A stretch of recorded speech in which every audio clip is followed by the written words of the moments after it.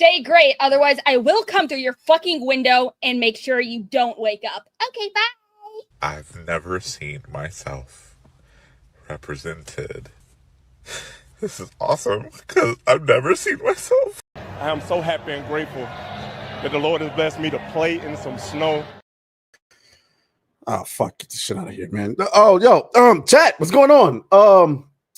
How y'all doing this evening? As a matter of fact, I'm missing a guest. What's going on? We are here. Nothing much. Just this is awkward. I know y'all knew that Katie was not going to be here today, so expect some struggle streaming. It is what it is. What? Is there a problem? Just having a banana. Is there what's I don't know what the problem is. What's so funny? Just did you want a banana? I can get you a banana.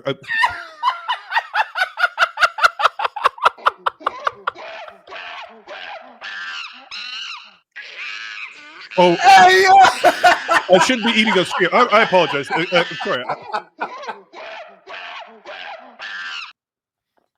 Was I not supposed to have a banana stream? No way, Jenny came on to do Black Street eating a fucking banana. You just cannot make this shit up. Holy fuck. I hope you know.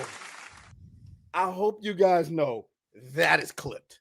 That is absolutely positively getting fucking clipped. What's up, New Black Street, man? As y'all can see here today, we are caterless, okay? We do not have cater today, but we do have special guest host Gooch, who's in the building. Everybody give it up for Gooch, man.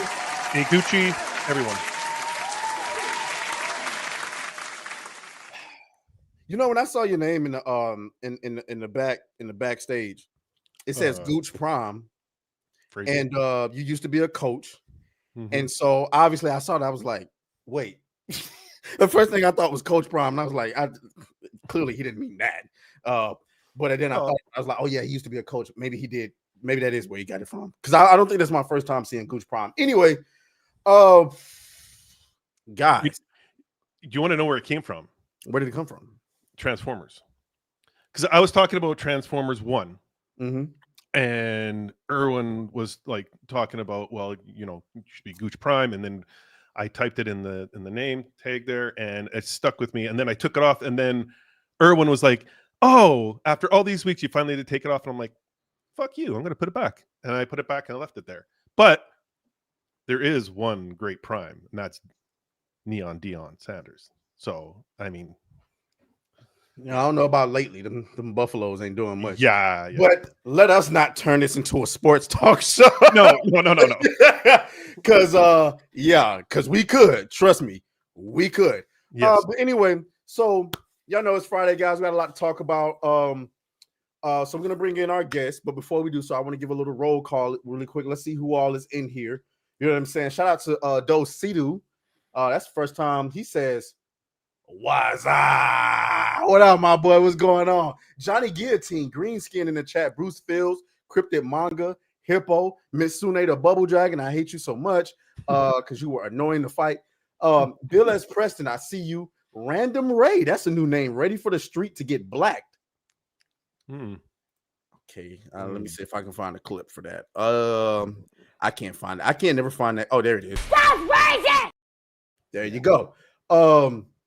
Who else we got in here? Smokey One Kenobi. I see you. Our special guest, who we're going to get to in the back, is in the chat. Oh, Kai Fern. What's up? Genty Maxi. What up? Psychotic Mongoose. What up? Ashura. What up? Raymond S. What's good, my boy? Jesse the Dank. What's going on? I already said Johnny Guillotine. The Gaming Zone. How's it going, my boy? Kata's in the chat, y'all. Nigga in the chat. Apparently, the wedding was going to be too busy for him to show up. Yeah. But apparently not too busy for him to be in the chat. You can't make this shit up. How many toes do you think he's looking at right now? He's probably looking at all the toes. Those open heels. Like he's just like licking his lips. Like he's just living the dream right now for him. Like he's just no telling. Hani is here. What up? What's going on? Gucci Prison. It's been a minute since I seen my boy. What up? Cal G, what up? Noise Pollution, what up? God of the C85, what up? Ashton Tyler, what up? Vinny Von Ditkus, Yeah. Mm. what up? Phrasing. Definitely. What up, Crease? The Plot Strike Backs. What up? Darius Flamar. Flamare. What up, though? Who else we got? A Frostfang, of course, is always in the building. Valiant One, what up, my friend? Drew in the building. Did I say Hell the Lord? Was good. Ryuga Samurai and UF Omega was good. Oh, a pig Venus. Phrasing. Yeah. Okay. Yeah. All right. So we have a guest in the back. How many of y'all are fans of the Rippaverse? You know what I'm saying? I don't have no problem with showing off how much I like the Rippaverse. So you know who started the Rippaverse? Obviously, our guy, Ripper. Eric July. Eric July. He started the Rippaverse. What you guys all see the front-facing stuff. You don't know how things are run behind closed doors. And when it comes to running shit, women are just better at doing the shit that we're too retarded to do as men. I mean, I gotta be honest with you. When you start coming and putting papers in my face, talking about meetings and scheduling, like, ain't nobody trying to hear that. I'm here to create. I'm here to talk shit. Like, what are we doing? You gotta have somebody behind the scenes that are doing all that work for you. Shout out to the actual, I'm just gonna say it, right-hand man of the Rippaverse, Kara. I'm sorry. What the hell am I talking about? How is it going? Everybody give a round of applause. How are you? Thank you for having me today. Shouts out to you. What's going on? Oh, just another launch today for Geeks and Gamers merch line. And then yesterday we launched another book. And last week we launched a book. And the week before we launched a book. And then we went to a convention. And then we launched another book. So if you guys want something to read, you can go over to the Rippaverse. We have some stuff there for you. You're welcome to check it out. We have some stuff there. Holy.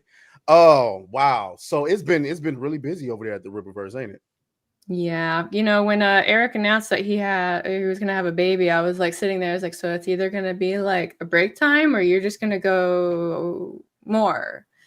And so since then we've had 4 launches. So the latter. So yeah, that's the thing about men who don't know nothing but work.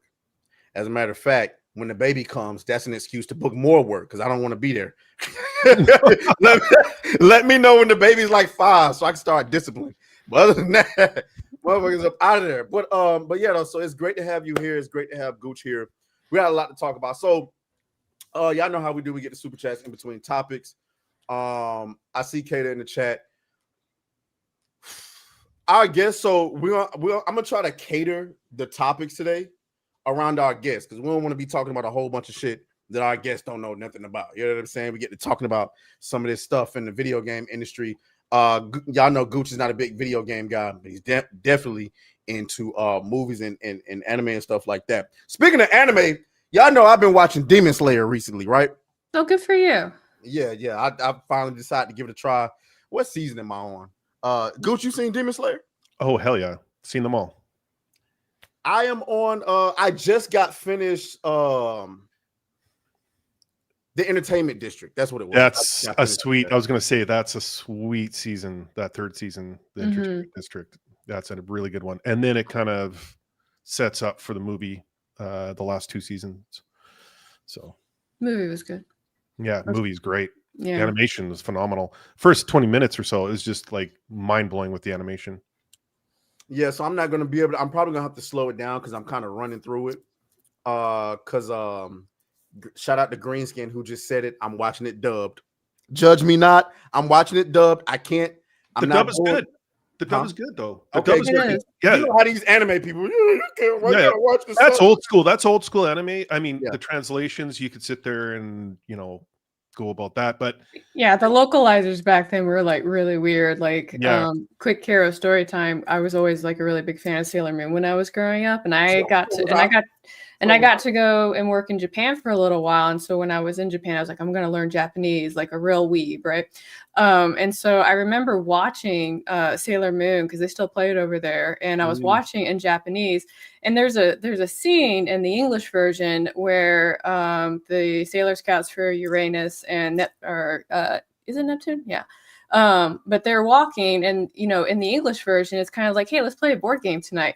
But in the Japanese one, it was like, hold me tenderly tonight. And I was like, that is not what I remember. And so when I went to work, I went to one of my Japanese coworkers, and I was like, hey, I don't want to be weird, but I don't think I translated this right. And so she like listened to me. She's like, no, that's correct. They're totally lesbians. And I was like, oh, okay. Oh. Alrighty then. So localizers back then were fucking up, and localizers now are still fucking up. It's not changed. Yeah, they still fucking it up. Like I know in some of the stuff they'll say in Japan, these localizers here be like, nah, fuck that. Like, imagine like making an anime in Japan and you say, yeah, we ain't with none of that gay stuff.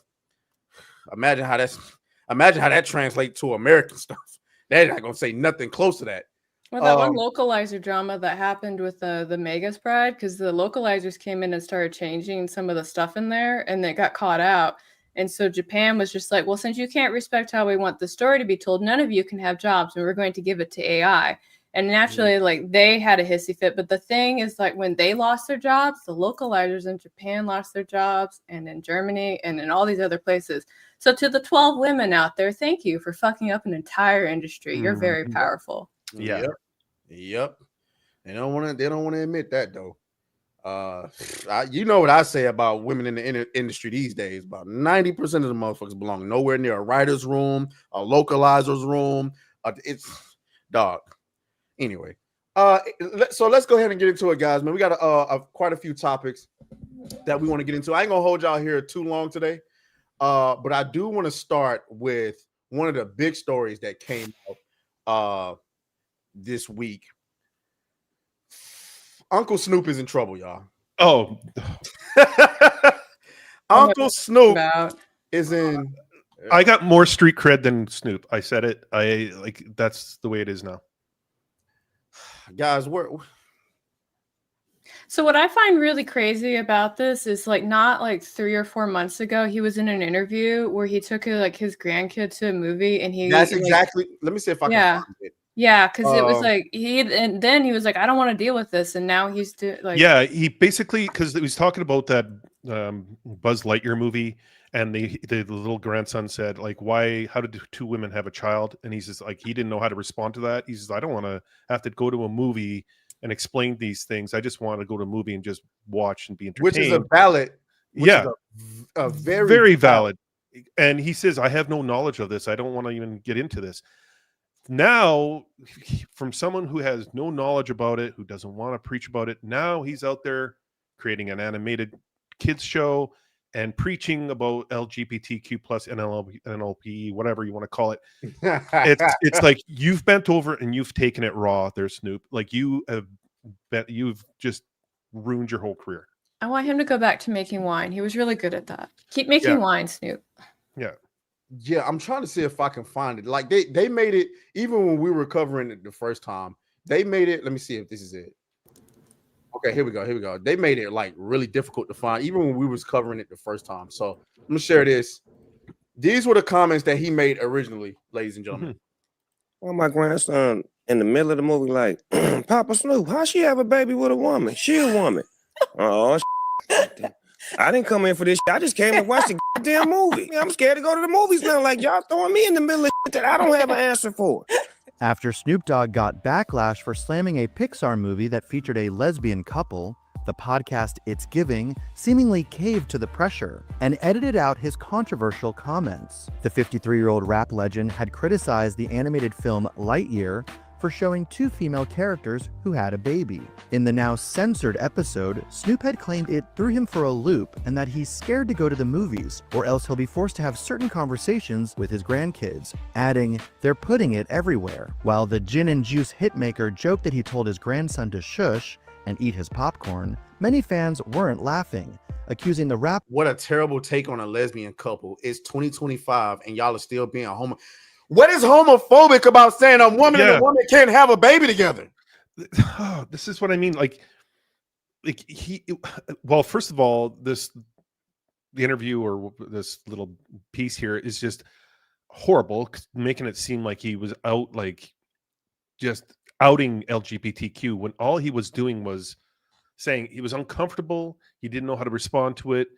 Like it was like it was a genuine situation that would just like was taken way out of proportion, and they have to like really slow it down with these takes, because a lot of these people that go to the theaters, a lot of these grandparents that take kids to these theaters are probably feeling the same way.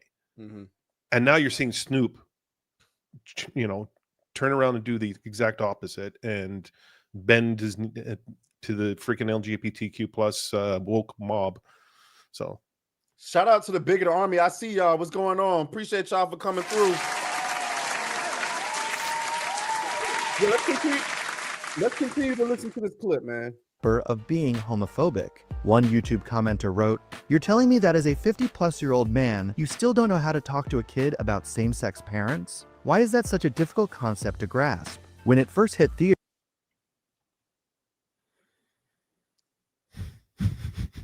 I mean, let's be honest, trying to explain how lesbians have babies involve a turkey baster, and that's not a conversation I want to have with like an 8-year-old. Yeah. That's your grandkid. So shout out to my 8-year-old imaginary kid. So listen, this is how they had kids, right? Yeah. Some random guy. He has kids all over the states. And blows a load into a tube, okay? And we're going to take this little squishy thing that's designed to take the substance from the tube. We're going to suck it up into this little tube. And then she's going to come in. She's going to spread her legs wide open. And we're going to take this and we're just going to blow it up in there so she can have a kid. That's it. Just record that and send it to Snoop. That's all you have to do. You can send that to anyone. That's, two lesbians having a baby. That will. I said substance like an idiot. I meant substance. My bad. I did say substance, didn't I? Yeah, man. Like But you did say spread them like really wide. That you did say that. Yeah, I did say that. That needs to happen. That's the part that's really important. Yeah. I'm so floored by some of these delusional, like this is like the times that we live in, and you be forgiven for mistaking in the fact that certain administrations that are in office, that the common sense is coming back. But the simple fact that the matter, this comment is insane to me. Like going back, let me go back to it for a second.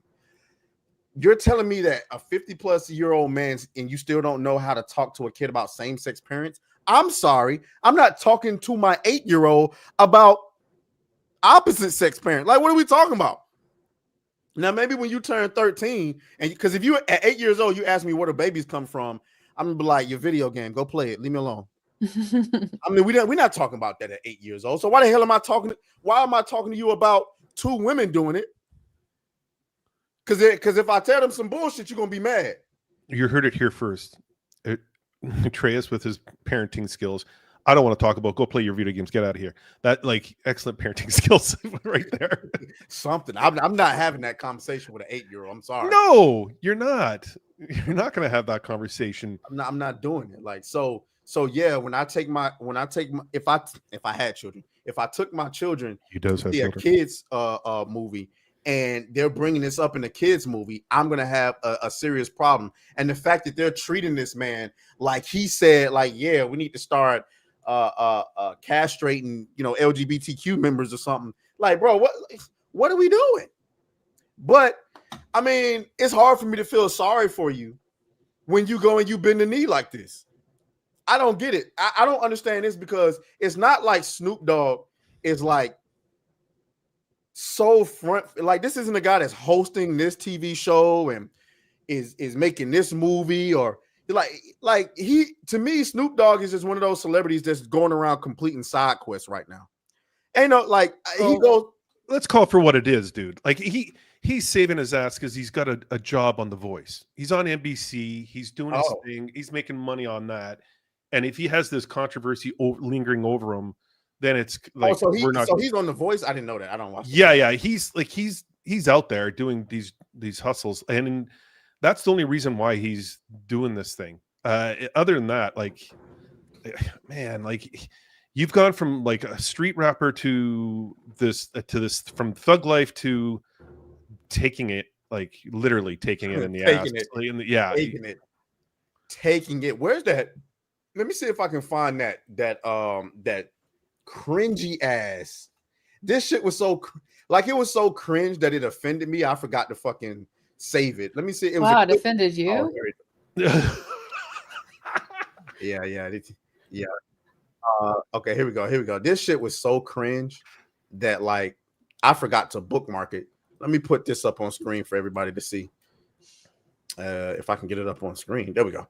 All right. So Snoop Dogg is just partnered up with queer artist Jeremy Belode. Okay. And glad to support LGBTQ children after receiving backlash over his remarks. Let me just play this. And I mean, y'all can tell me what y'all think, but this is insane. Love is Love is a record that my kids program, Doggyland, presented me. Where's the song where it's teaching? First of all, I really hate when they put like West Coast black people on anything and they feel like they got to play some West Coast music. Like it's some fucking off-brand West Coast beat that sounds like we're in the middle of San Andreas about to commit a robbery or something. Like, what is this music? Love is Love is teaching parenthood, is teaching the situations that kids and the world is going through right now in a beautiful way through song, dance, melody, and just trying to get more understanding, clarity on how we live and the way we live. And I felt like this music is a beautiful, bridge to bring in understanding. This is a program that we've been doing for years where we involve kids, and these are things that kids have questions about. So now hopefully we can help answer these questions and, help them to live a happy life and understand that. Does anybody else notice in the literal backdrop of this? Death Row Pictures. Death Row Pictures. Yeah. And this is what you want to be. Yeah. Guys, yeah. You just cannot make this stuff up. God damn it! You can't make this shit up. You can't. Yeah. I'm sorry. That animation is like a pedo, like field. It's a PDF file's dream, doesn't it? Yeah. It's just so cringy, man. Like it's just like some greasy, cheesy eating guy in his mother's basement is just wanking it to this stuff, and it's just like, oh, this is so gross. And we're gonna get to something like that in not too long from now. But and pause on that. Let me pause on that. Phrasing. Let me pause on that. Wow, I didn't think we actually get to it. When you show the intro of the stream, I thought you were just like cherry picking moments, and now I'm realizing it's just every moment. Yes. Yeah, let's go ahead and get Carol out of here. No, I'm just playing. But so like it's obvious, and then the thing that's killing me is he's talking like he's an expert on it now. Oh, like, yeah, we've been doing this for years, and we want to give kids an avenue. Shut up.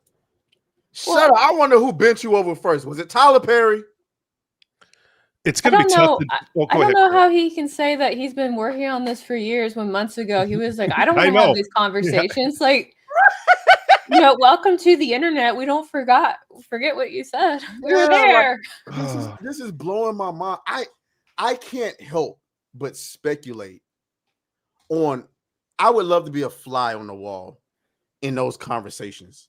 No, it's a really simple conversation. Yeah. It's a lot of money slid across the table and said, we want you to do this. And it's kind of like, I like money. Well, I want to know, because if you pay attention to the entertainment industry in all avenues, video games as well, there's a lot of dirty, grimy, evil stuff that goes down.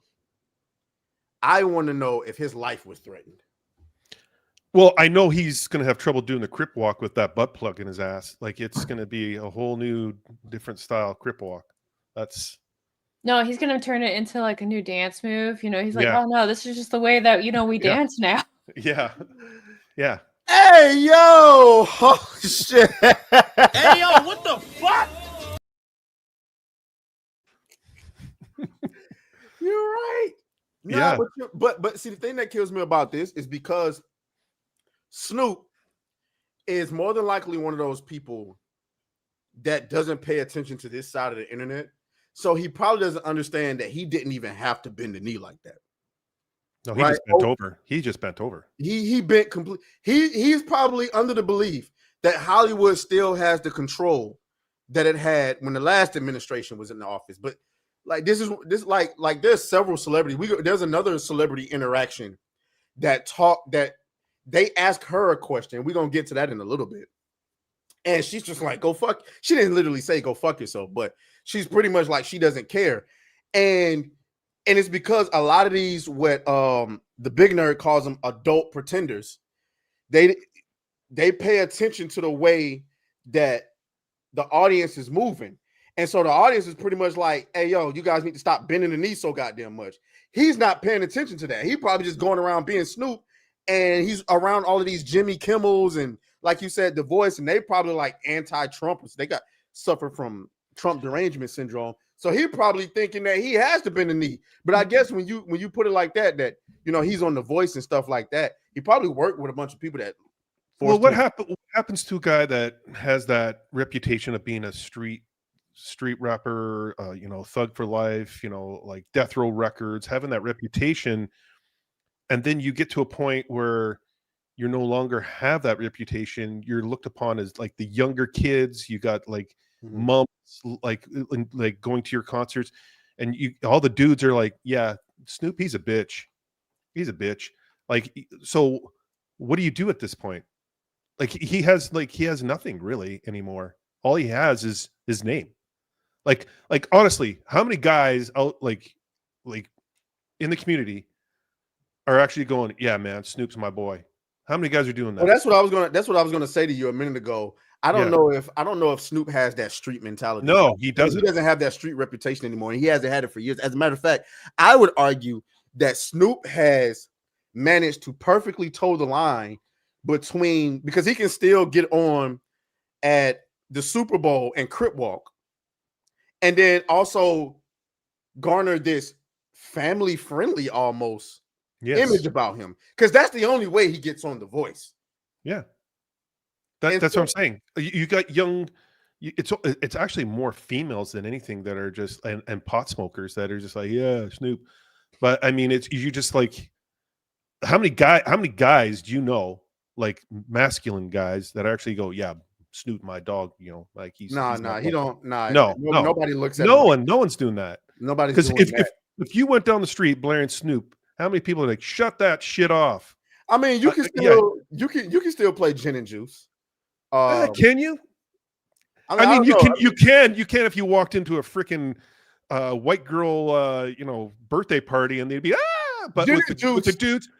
With the guys, come on. How many guys are going to sit there and go, "Yeah, at the cookout? At the cookout, you can definitely still play Gin and Juice. Yeah, okay. You can definitely still play Gin and Juice at the cookout. Well, but that's gay. I don't know if you in the club playing Gin and Juice. I don't know. Maybe at the old. I don't want to offend nobody. Maybe at the old folks club. You know what I'm saying? Yeah. You might be able to play Gin and Juice, but I don't know. You know what I'm saying? I don't know, guys. I couldn't believe, because, you know, obviously I don't want to say it was a proud moment when he said what he said, but it was kind of like showing, you know, this is what the average person think. And Snoop, despite his celebrityism, Snoop is an average dude. Like, this is a dude who be in the house, you know, playing Call of Duty and shit. Like, this is a dude. Remember during the pandemic, chat, when Xbox servers went down and he went viral for complaining, telling Xbox to get their servers up. Everybody looks at Snoop like a regular guy. So that's that street mentality bingo. He's just a regular guy. So he's mainstream now. Huh? He's mainstream. Yeah, he's mainstream. So him saying what he said was kind of like, yeah, we all been thinking the same shit. And then he turned around and he bent it right on over. You can't make this stuff up, man. You just can't make it up. It's just disgusting. Any last words, Carol, Gooch? Well, Gin and Juice is up there with Gangnam Style, pretty much at this point. I mean, yeah, at the cookout, you're going to play Gangnam Style and then some Gin and Juice, and there you go. Yeah. Damn. So that no thoughts, Carol? He wants money and he's old, so he doesn't care where he gets it. That's kind of I don't know, but normally, like when the older folks got the older, especially celebrities, they get the less of a fuck they normally give. So that's kind of why I'm thinking that, because he's kind of like, I'm 50, I don't really care about all this political stuff. Just give me the money and I'll say what you want to say, right? I don't know. I know when Judge Joe Brown, when his ass got old and he went on the Judge Brown show no more, that motherfucker started talking all the shit. He started dragging all type of people through the mud. All right, let me get to these super chats. Hey, but the question was, he still listening to Gin and Juice? He's not gonna let this one go, y'all. All right, let's go ahead and get to these super chats really quick. Drew with a 2 says Planet of the Gooch. Phrasing, definitely phrasing there. Girthy Banana with a 2 says Snoop. No, that's not what he said. He said Snop sold his soul for some bananas. I suppose he did.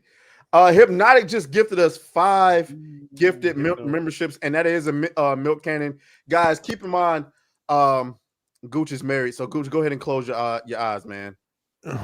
There we go. Now, unfortunately, we do not have Cater to give his signature phrasing, so you're just gonna have to get my old regular look at the titties. I'm sorry, I don't know what y'all want me to say. I can't say it like Cater.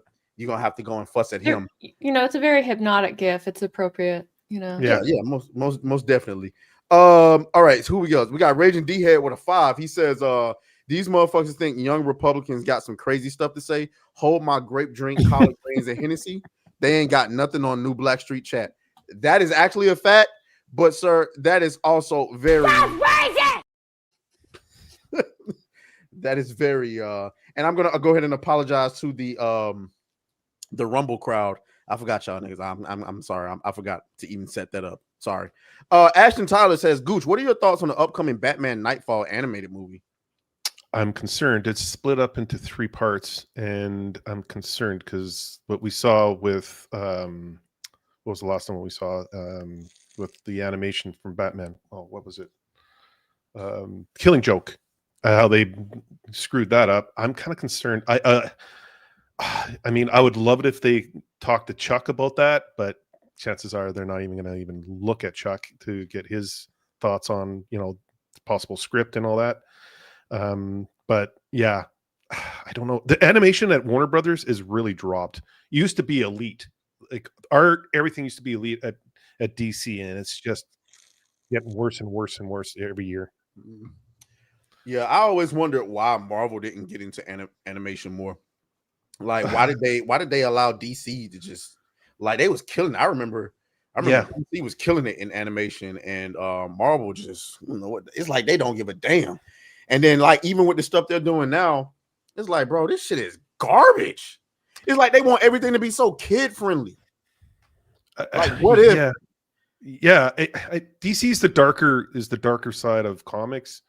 And what Gunn's done to DC is like, oh god, I don't even want to get into it because everyone knows how I feel about James Gunn. But sounds like that's not going to be for long. No, it's not. But it's going to be interesting. I hope they go back to old school Warner Brothers animation style, because I mean, Batman the animated series, Mask of Phantasm, the Justice League, even the Superman early in the 90s and all that animation, even in the early 2000s, the animation was top notch. And then they just gave up on it. And it was cheap to make at the time. For them, those series were like $2 to $3 million to make, and they were making bank on that animation. So why do they always try to make it seem like making animation is far more difficult or more expensive than doing movies? Because of the amount of people you need to do. Like, you got backgrounds, you have your 2D, and now with 3D in the last 30 plus years, you have so many people working on so many projects, and you have to have people overlooking them, make sure everything's gelling nicely. That's why Solo Leveling for season 3, they said like it's going to take 10 months per episode. Like, it takes a long time to do it properly, and especially if you're doing frames 1-to-1. That's a lot of frames. That's a lot of cells. So that's why you see a lot of them do 2s, and sometimes you got like 6s, like static scenes where you're just talking everything. They just will Or have there's like a that. pan over while the talk Yeah, is happening. yeah. That's a cheat. Like they'll implement the money into the action scene, so that's where all the money goes. That's why Demon Slayer is phenomenal. That movie, holy shit, the amount of work they put into that. Like the camera angles alone, that 360 work they do with that's not easy. That's a lot of work. So yeah, that's why animation's tough. I wanted to circle back to your initial question that you asked a bit ago about why is Marvel struggling with like the cartoons where DC's not. And I got a chance to actually talk to the director of Batman Beyond at the last convention. It was like super cool. I totally nerded out and I hugged him. Yeah, it was great. I had a total moment. But when I was talking to him and Stan, who was the writer for the show, one of the things that they told me was that when you write stories for kids, they don't have to be juvenile, right? And so I think that's what sets the two apart, that they already had that mindset when they were doing it. And Marvel just has people that's in like their crew that they think that just because it's for kids, it can be juvenile. And so they don't put as much effort. The story's not as fleshed out. And the truth is that children are actually really perceptive. Thank you. And they can pick up on things all the time. That's how they always know that mom and dad are upset, even though mom and dad haven't said or done anything. That's how they know when the ice cream truck is coming. Like they pay attention to like certain details. So like kids shows don't have to be like watered down. You can make them rich and full of talking points. And that's one of the reasons I really like Batman Beyond, because even though it is technically for kids, there's lots of elements in there that appeal to adults, children, and it's a great like conversation piece. I love that Batman. I watched that with my kids and they loved it. My boys loved it. It's they were good. little. It's so good. I actually got a question for you about something Batman related, but I'm gonna get these super chats out of the way. Shout out to Dragon Master, who is throwing a banana. It's a food fight. They literally. Oh, you know what, guys? I'm sorry. I'm fucking sorry. I forgot. I didn't give out our 3rd annual Golden Banana Award. Shout out to Carol. Oh my god. Guys. I'm not looking at you right now. I forgot. I almost forgot, guys. Shout out to our 3rd Golden Banana Award. That's not even my fucking face. CG shit right there.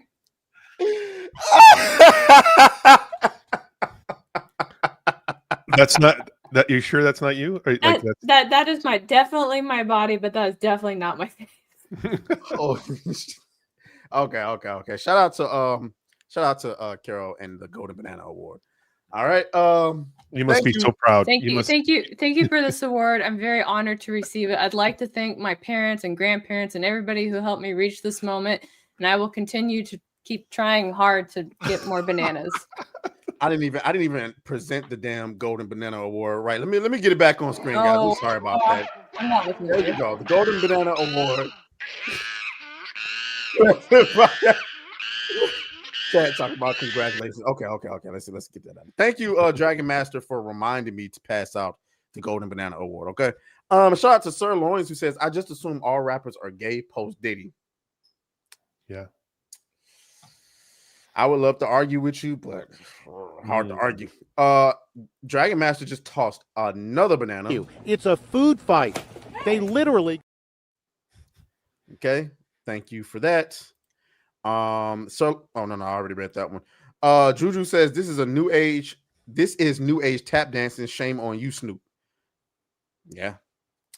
UF Omega says Snoop attended a Diddy party and opened his eye. What's y'all obsession with Diddy, man? Ashton Tyler with a 5 says, Gooch, I agree. DC animation has fallen, but the best thing they have put out story-wise was Batman The Long Halloween. That animation. And they stay true to that artistic style. Who was it? Tim Sale? Is it? Yeah, I think it's Tim Sale who did the artwork for that one. So yeah, they try to keep the similar to that style, which is great. Some people, it throws people off, but I like it when they stay true to the artwork and the storyline. Of course. And then the Girthy Banana who just tossed the banana. It's a food fight. They literally. So shouts out to you. I appreciate you for throwing bananas. And thank you everybody for the donations. Donations.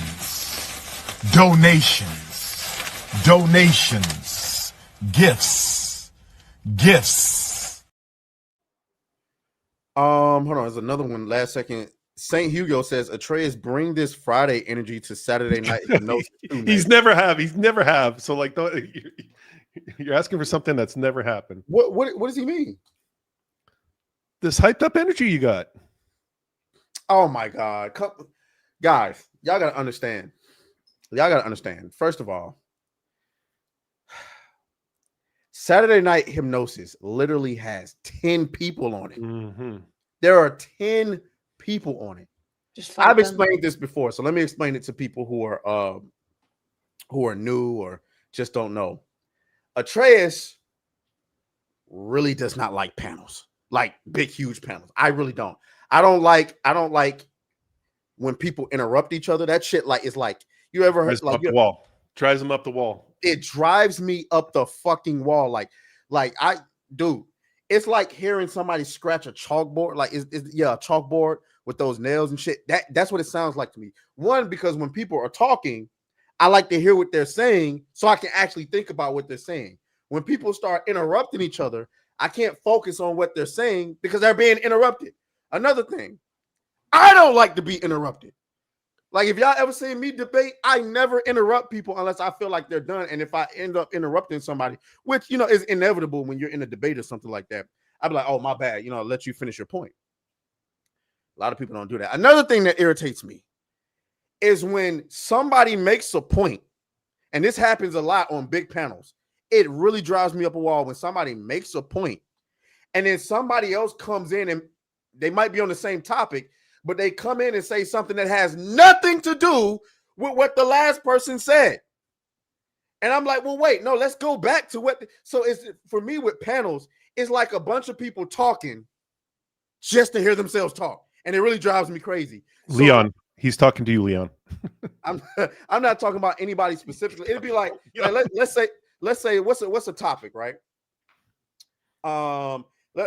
Last week when the Saska sisters was on, we was talking about the Predator movie being rated PG-13.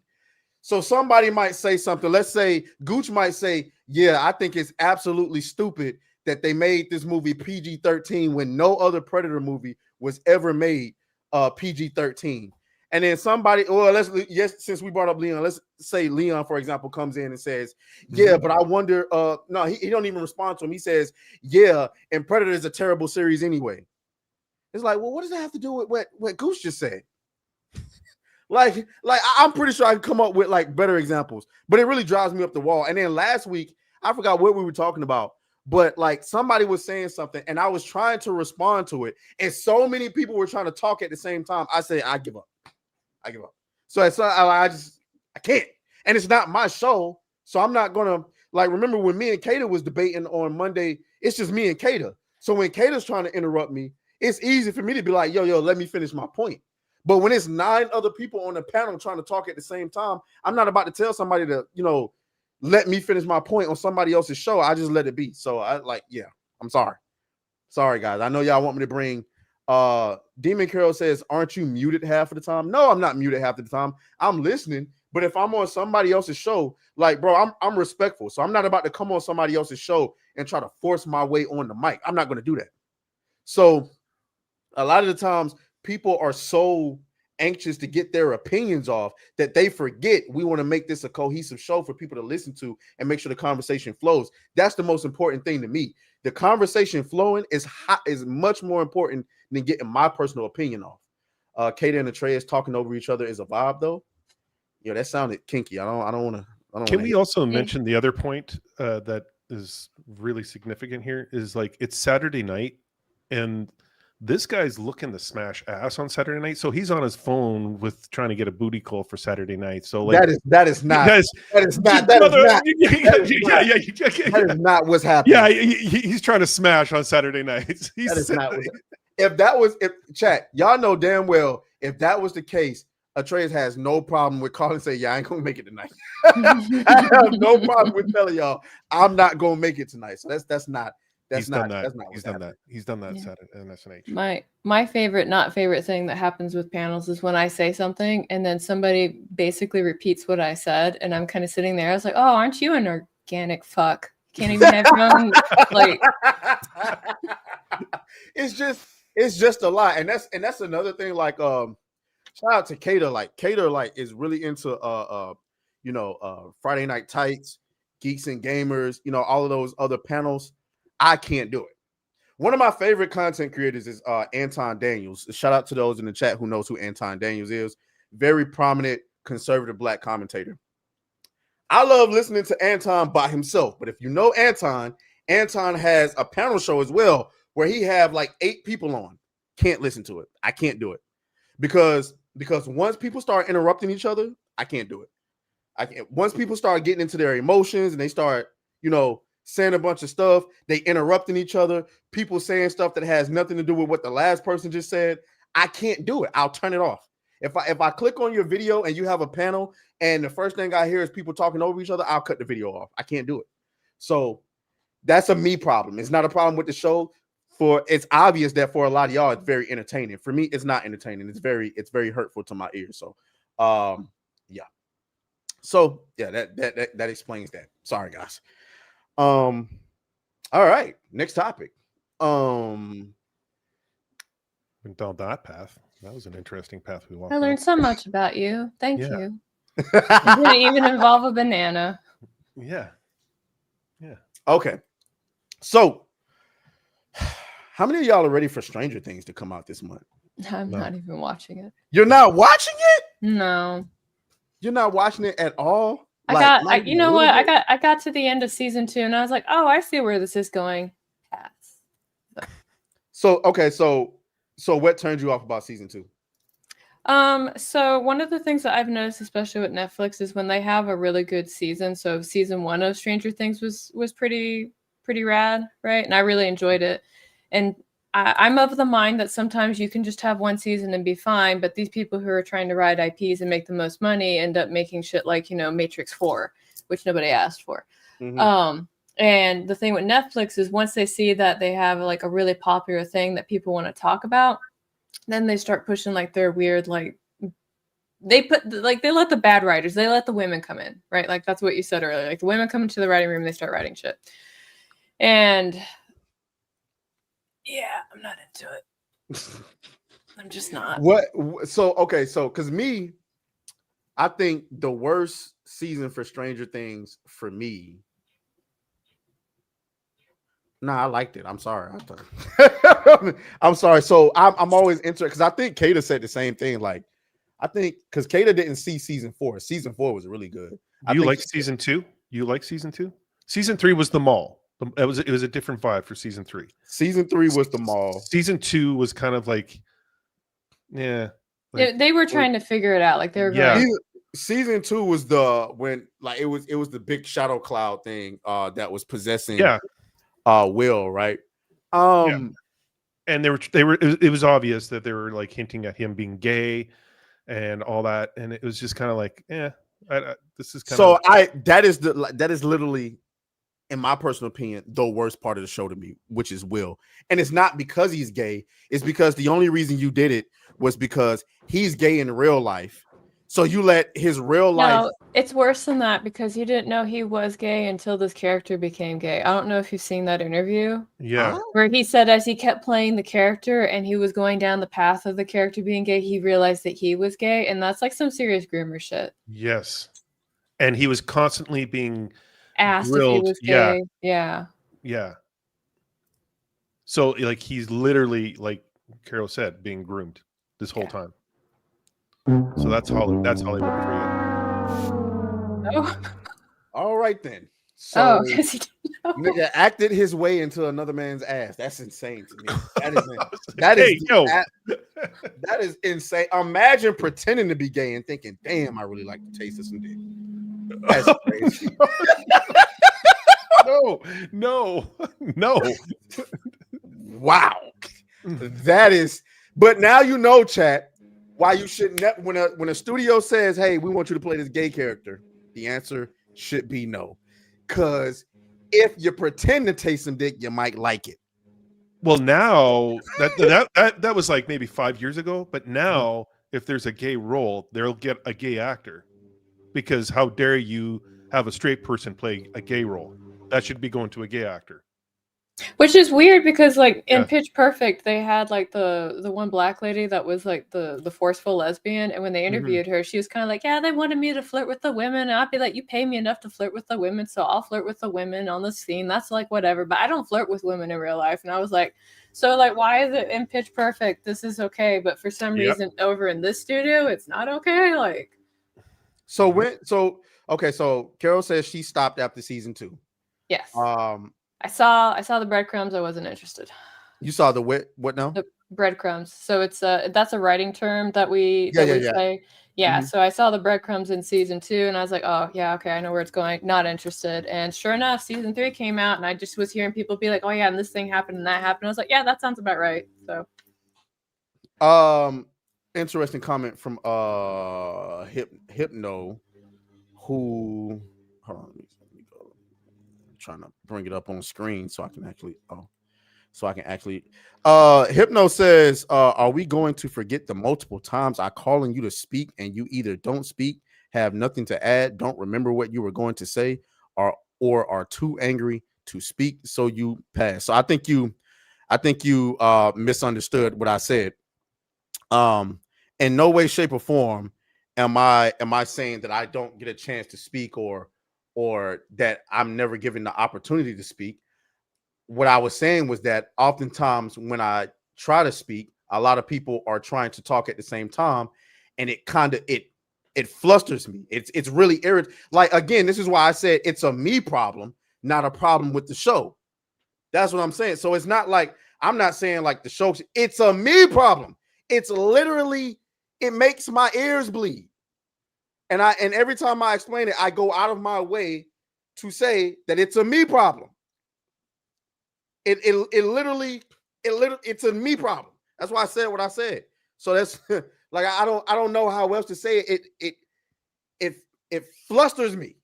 Like when I speak and I'm trying to speak and a bunch of people start speaking at the same time, I'm not going out of my way to try to, unless it's something like sometimes we'll be talking about something that I'm like really, really, really passionate about. So like I'll go out of my way to bully people off of the mic to let me get, because I've been quiet for like however much time, and I'm like, nah, like y'all gonna let me get this off. Pause. But other times when it's something that I may not be as passionate about, and then I try to speak, and then a bunch of other people start speaking at the same time, sometimes I'm not always in the mood to fight over the mic, and I'm just like, yeah, I'll let y'all have it. And then if you do call on me, and then I'll dead ass forget what I'm saying.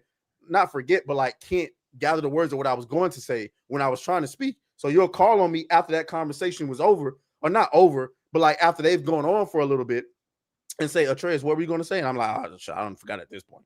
And but it is what it is. Like sometimes, like when you want to respond to somebody, like Leon might say something that I might feel like is ridiculous, or I just want to build upon what Leon said.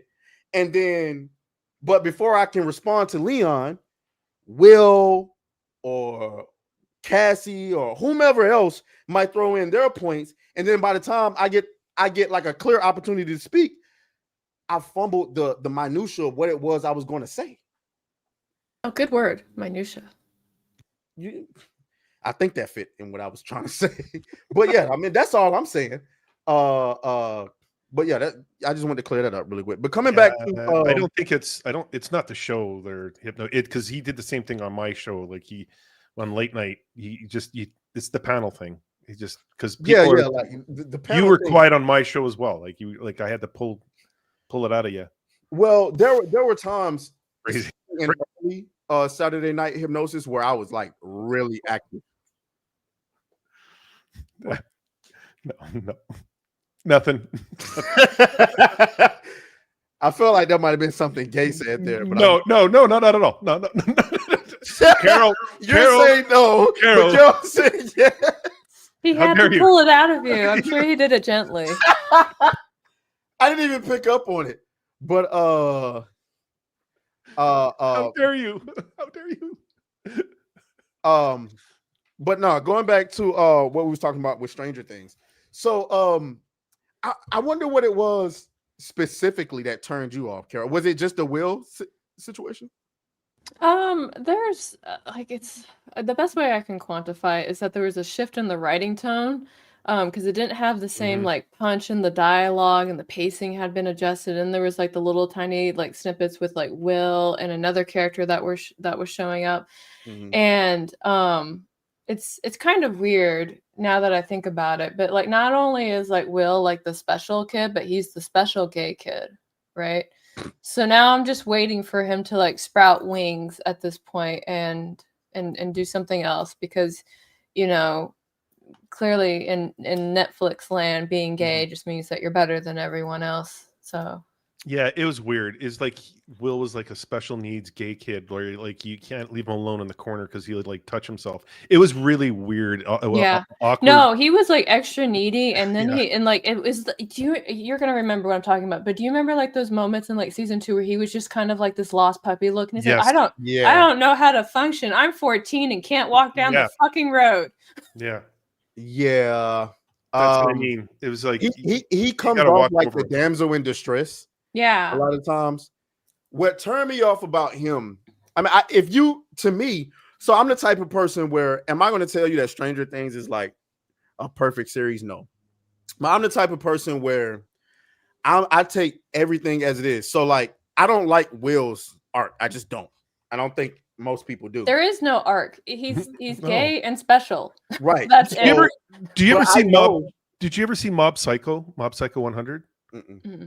Okay, watch that, and he's kind of similar to that, but he has no special powers. He's just he's retarded that he likes boys. Like that's basically what I'm gonna let y'all find. I'm gonna use the restroom really quick. Hold on, guys. I'm gonna let y'all talk. Thank you right for back. telling us that. It's us. It's hello. How are you? How are you? I'm good. Let's talk more about how we don't like Will. There's no character arc for Will, like whatsoever. He's just you know what? This is what pisses me off the most about Will. He's got no agency. He's just reactive, right?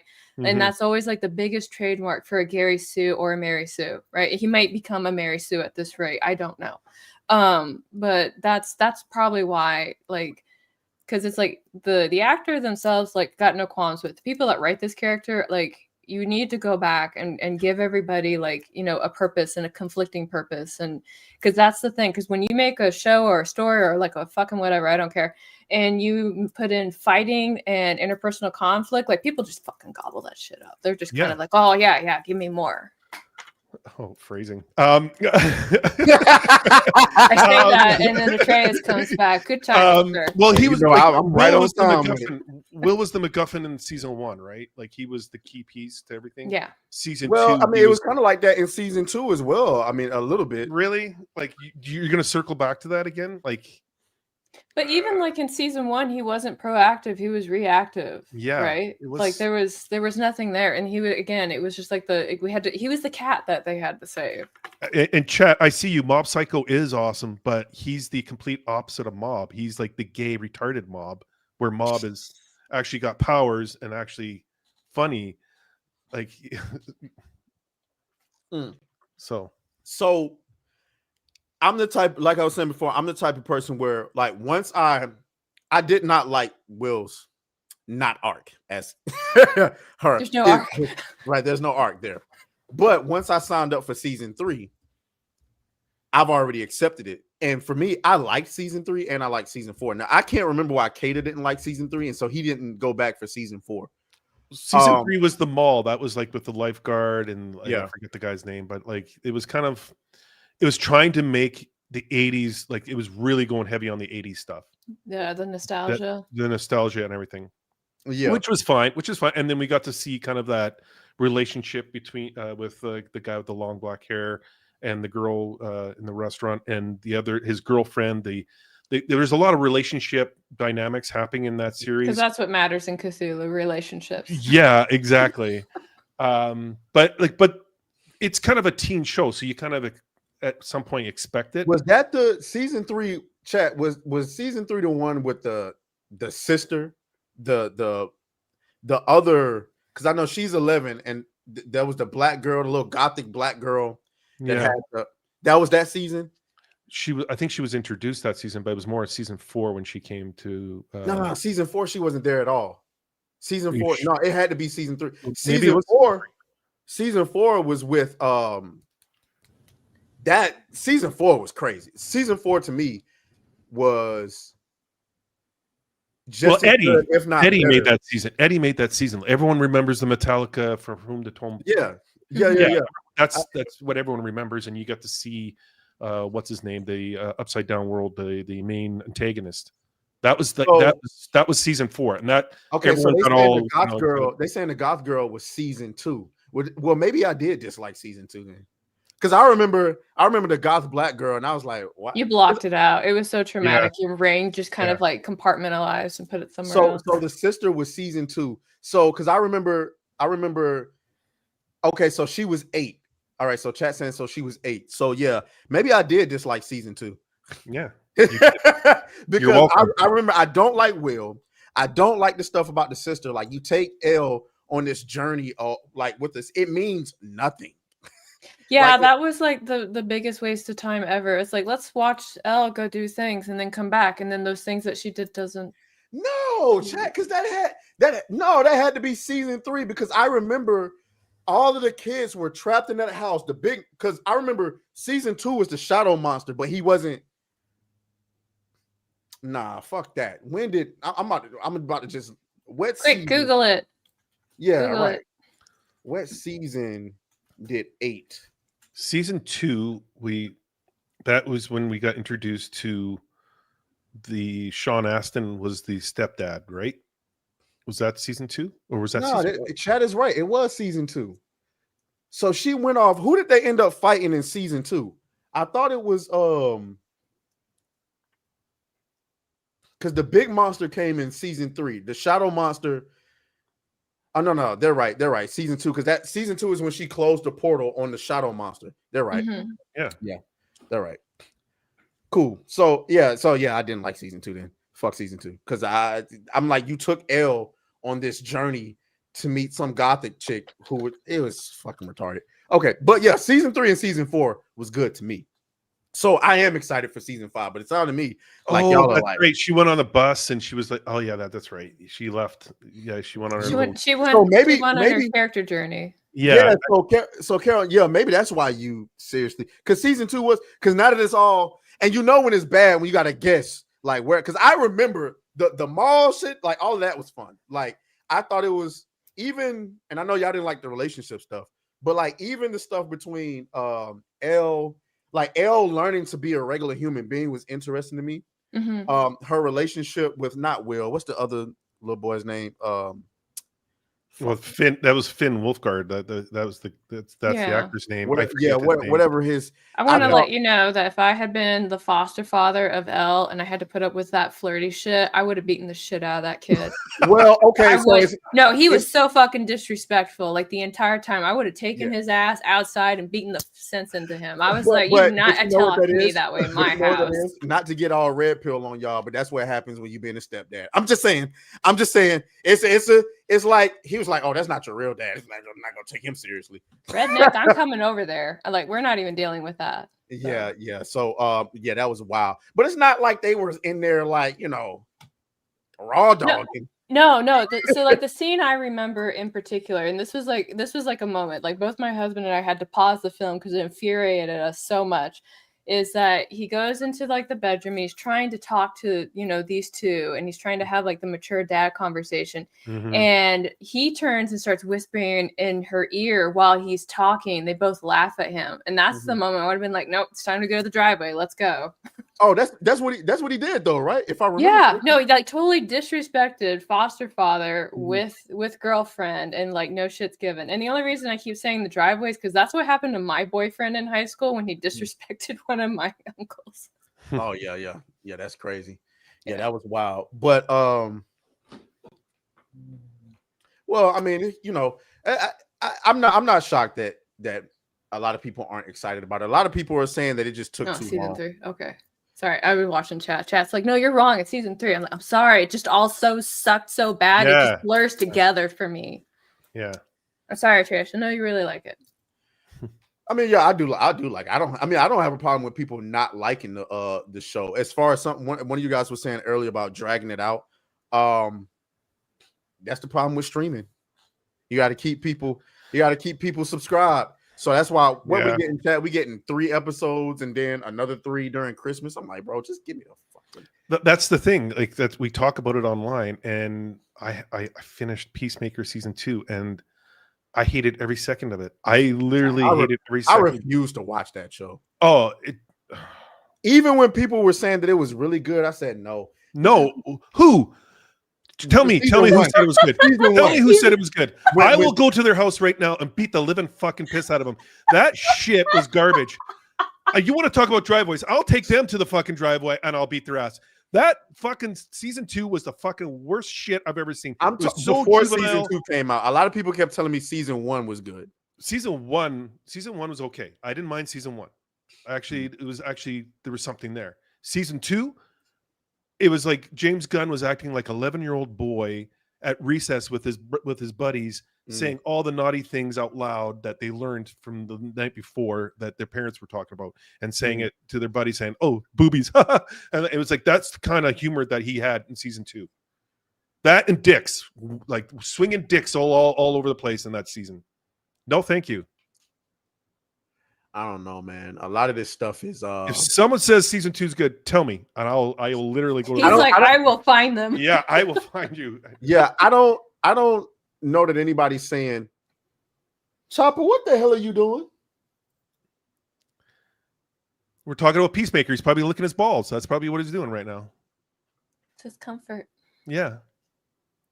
He in there wrestling with the cover or some shit. But anyway, yeah, I haven't met anybody that said Peacemaker season 2 was good, but a lot of people kept saying that season 1 was good, and I don't know why. I just think Peacemaker looks so fucking stupid. Like, it just as a character, he looks fucking stupid. I just refuse to watch. I can't take that seriously.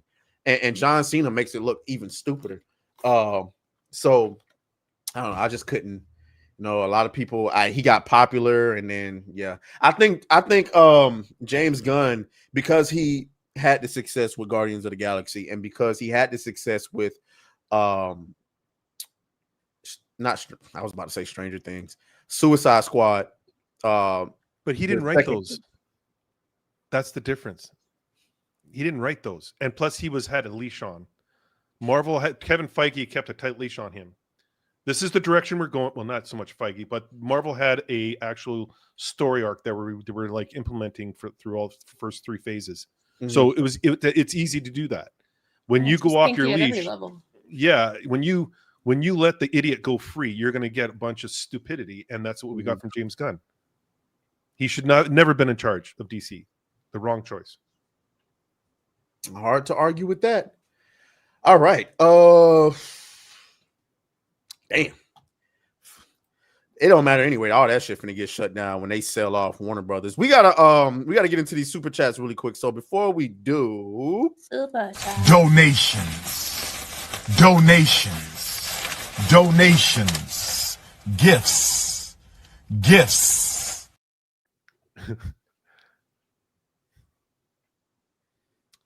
Earthy Banana with a 2 says 8 people, 2 apes. What are you talking about? This is when you're talking about paneling. I'm gonna go ahead and time you out, man. Anyway, he drops another 2. He says it's definitely Leon. Yes. He does it on my panel, for fuck's sake. You can't shut that idiot up. But it's not just. I don't want. I mean, like, yeah, Leon definitely does it. But like a lot of people do. It's a. I don't want to make it seem like it's a problem.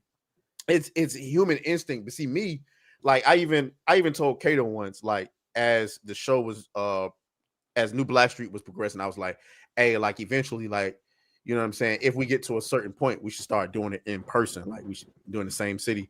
And like even he was opposed. I don't want to say he was opposed to it, but he wasn't as receptive to it as I would have liked him to be. And because he's like cool with the panel shit. Me, I don't like virtual. I know I'm on the internet. I don't like virtual because I feel like in person, people are a lot more respectful of one another. Because we can hit each other. Yeah. Right. So like well, you can vibe off each other a lot easier. Yeah, you can like I just feel like it's different. Like like even Gooch. Gooch is a very, I don't know if y'all have ever seen Gooch in real life, but Gooch ain't small. So like it's easy to interrupt Gooch on a panel. But if you're sitting next to Gooch and he says, hey, you know, stop interrupting me, I guarantee you it'll be the last time you interrupt him. And you don't, Gooch doesn't come off as I'll get violent with you part. It's just a man thing. Yeah. And I probably shouldn't, like, this dude's shoulders are wider than I like how like much attention that he pays to like your physical presence. I think that's really telling. Well, we met up in Vegas, and I went up to Trace, and Trace is like, motherfucker. yeah, like, and by the way, I've been working out lots, and I'm a lot bigger. So I like. You see what I'm saying? Yeah. So like when you, and this is something. What the fuck was that? Did y'all hear that? Oh, that's my neighbor. He's decided. Okay. I was like, shit, that sounded like something out of a movie. But yeah, though. So I don't know. I think it's just something men do. You go up, you shake each other's hand, and you size them up. Like, okay, if shit goes left, that happened a lot in Vegas. People didn't talk to me for the first 40 minutes, and then they finally, after some drinks, I was really scared to talk to you because you look like a narc, you look like a mean motherfucker, I'm like, what? Oh, that's exactly like one of the nicest. That's an exaggeration. Match Gooch's biggest fan. Ask her. No one would come up to talk to me for the longest time because they were just like thinking I was just going to beat their ass or something. I was just like, dude, I'm like one of the nicest guys out there. I have not like a lot of people are socially awkward though. Well, that too. There was a lot of retards. Like we're all retarded, so we just kind of it was like bumping into like, each other. I definitely didn't feel like you can be intimidated without being intimidated. You can like have the let's certain people let's tone it down when talking to this motherfucker. Unless we just feel like, you know, taking on the final boss today. Let's just watch our tone. Let's just watch our tone. But that don't mean like I'm intimidated to talk to you. What the hell? Well, you're like, I know where I'm going. I'm going straight for those knees, motherfucker. I'm going straight for those knees. That's your only shot. Yeah, there was somebody else. I forgot his name. There was somebody else that was bigger than you. He was there with his wife. I forgot his name. He's even bigger. It's like, like you meet him, you're like, son of a bitch. And we were talking. I forget his name too. And we were talking. We were like, why is everyone ignoring and not wanting to talk to us? He's like, oh yeah, you're Atreus. He's looking at. He's like, yeah, you're Atreus. And I'm like, yeah, motherfucker, who are you? But yeah. Sometimes you just gotta. But I don't know, guys. It's just, you know, it's just a me thing. I don't know. I'm retarded like that. Like, but no, it's true. Guys always size each other up. Like you have to. You have to. It's a defense mechanism, guys. You got to know. Okay, definitely got to watch our tone when we're talking to that guy. Yeah. But okay, Girthy Banana with another 2. He says, so any video with 2 black women, got it. I wonder what he was talking about with that one. I don't remember, but you've already timed him out, so. Oh no, I didn't actually time him out. Sometimes I'm gonna time him out, and I actually don't. Shout out to Renee Galarza with the milk cannon. Y'all already know what time it is, man. Shout out to you. I appreciate that milk cannon. But we got 2 married couples, and we have to tone it down a little bit. I know we normally play it twice, but we got 2 married couples on the chat. I mean, on the panel, and yeah, you know how it is. I agree. Just like guys size each other up, women size each other up too. Titty shake, that's part of it. So, you know. There you go.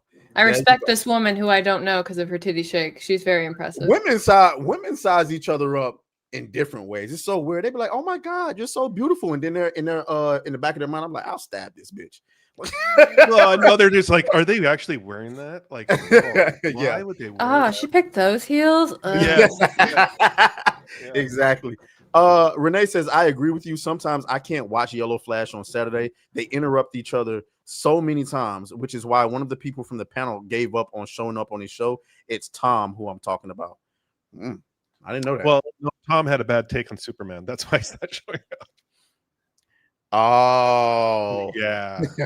That'll do it. So he had a bad Superman take, and they started cooking him. He freaking promoted and marketed that thing. He loved that movie, and yeah. See, that's the type of thing I won't do. I'm not gonna have an opinion that nobody likes and then get cooked and not show up on the show anymore. No, I'm not gonna do that.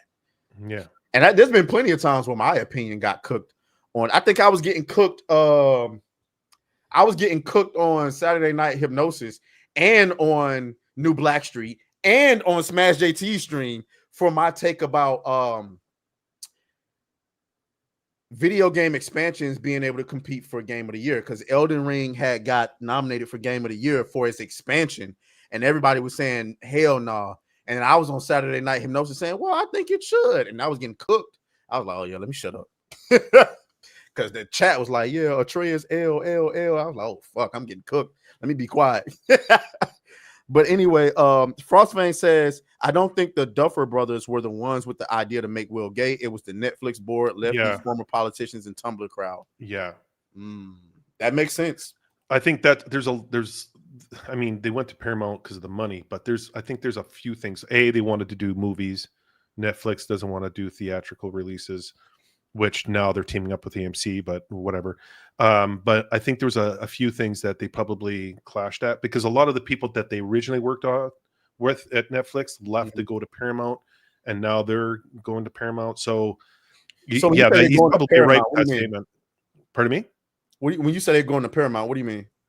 The Duffer Brothers signed a contract with Paramount. They're going to be doing movies and series and stuff like that on Paramount now. Oh, I thought you meant like they was partnering with them on Stranger Things or something. No. Like they I think they wanted to do movies. They asked Netflix for the last episode or the last 2 episodes to be a movie. They 2 hours long. Yeah. Yeah, that makes sense. Oh, I'm sorry, I didn't even read your super set. UF Omega says, can we go back to talking about gay stuff now? We did after that, so you're good. Yeah, I'm gonna block you for that, my brother. I'm gonna block you for that. We don't do that over here. Frostfang says Robin being lesbian in Stranger Things wasn't forced. It wasn't forced, but it was very hinted strongly. Hinted very strongly. Like, but see, I felt like they used her to take a shit on old boy. It's like you set it up. Because his whole arc was, and I'm sorry, y'all, I'm terrible with remembering characters' names. You set it up like, dude, what was I keep forgetting his name. They were supposed to have like some tension between them, and at the end of the season, he starts like hinting towards the fact that he like her, and she's like, oh my God, you got the wrong idea. The guy with the long black hair, the guy, the older teen, right? The rich kid, yeah. Yeah, but see, here's why that's terrible writing, and I'm glad y'all brought this up, because now I'm starting to like things I don't like about the show. If a girl is lesbian and she has a straight, like she doesn't like guys at all, and he's flirting with her, she would let him know, like throughout their entire interaction, like, yeah, like that's not really my, like, I don't know if y'all ever flirted with a girl that don't like you like that. She makes it very clear, like, hey, this ain't that type of party. You know what I'm saying? Whether or not she's lesbian. So why would you wait to the end of the show when he starts telling her, okay, this is how I feel about it? Oh, I'm lesbian. Bitch, you didn't give there was no hints of you being a lesbian throughout the entire show, and now all of a sudden I'm lesbian. Like, no, stop. I don't like that. You know what I'm saying? Can I just point out the fact that you started this whole thing off saying that you love the series, and then me and Caro start talking about all the negative points, and you're like, yeah, you're right. I don't like this. I still love the series. I still love the series. You can love something and hate things about it. Yeah. Yeah. I'm like that with the recent live action Ghost in the Shell movie, because I absolutely love that IP. Yeah. I love it. That movie can burn. It's like there's some cool moments in there that I really like, but like there's lots of it where I'm just like, nope, I'm out. Like at one point I almost left the theater because I was so angry. But anyway. Death Note, the live action Death Note killed me. So I like that. I haven't seen that. I seen that, but I never watched the original anime, so I didn't know how bad it was.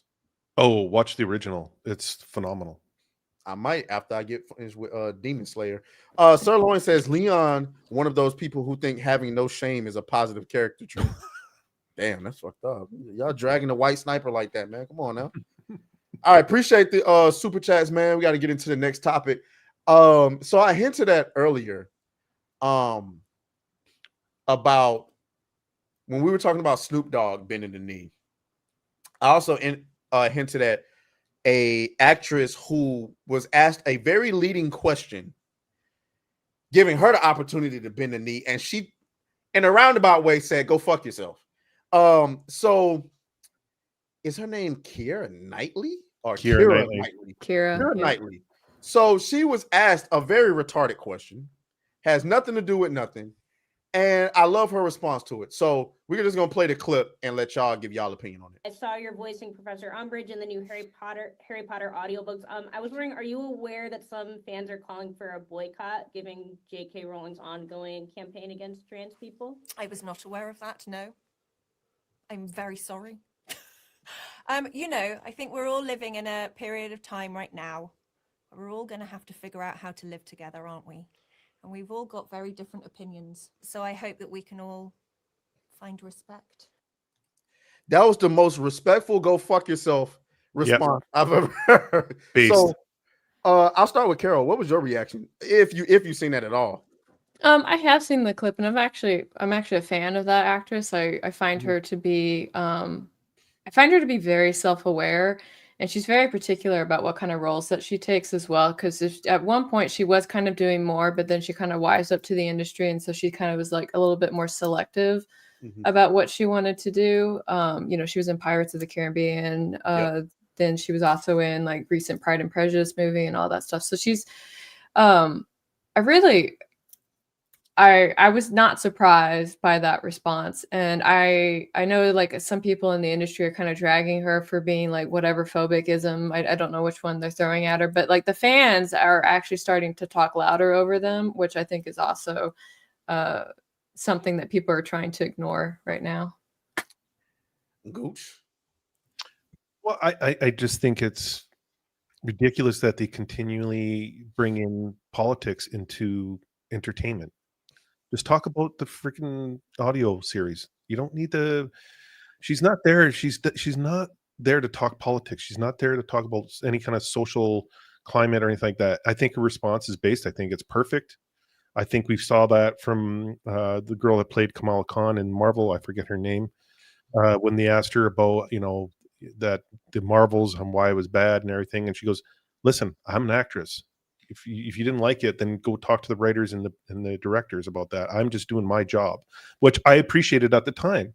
Like these journalists think they're trying to get a hit piece. That's all we're seeing these days is people trying to get that soundbite so they can sit there. I got you. And now we're going to cancel you. It's a target system now. I'm actually looking to see if they like wrote any hit pieces on her. I'm sure Blue Sky. Go check it out. You'll see like tons. Well, I'm definitely seeing some Twitter comments. Yeah, I'm definitely saying the quote was a disappointment, but seeing her rancid vibe is something else, and her new movie sucked.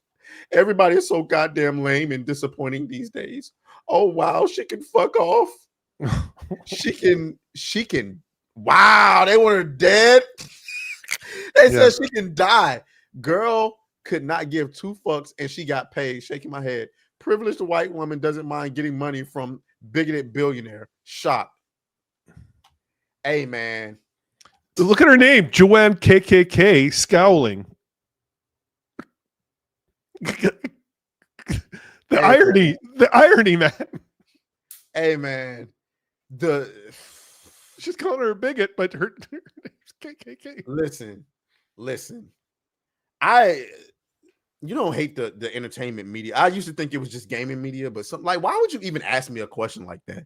And I think a lot of this started, and y'all can correct me if I'm wrong, chat. A lot of this started with "Shut Up and Dribble," because I remember I never considered myself to be a liberal, but even when old girl told LeBron James to shut up and dribble, I was a little bit upset about that because I'm like, tell me to shut up and dribble, bitch. Who are you talking to? I can talk about what I want to talk about. Regardless of what my profession is, but now I'm going back. I'm thinking, man, damn, I wish y'all niggas did shut up and dribble. And I'm talking about like because when I got up, I didn't say in my mind, I'm thinking LeBron can speak about what he want to speak about, but I didn't say all of y'all should speak about what you want to speak about.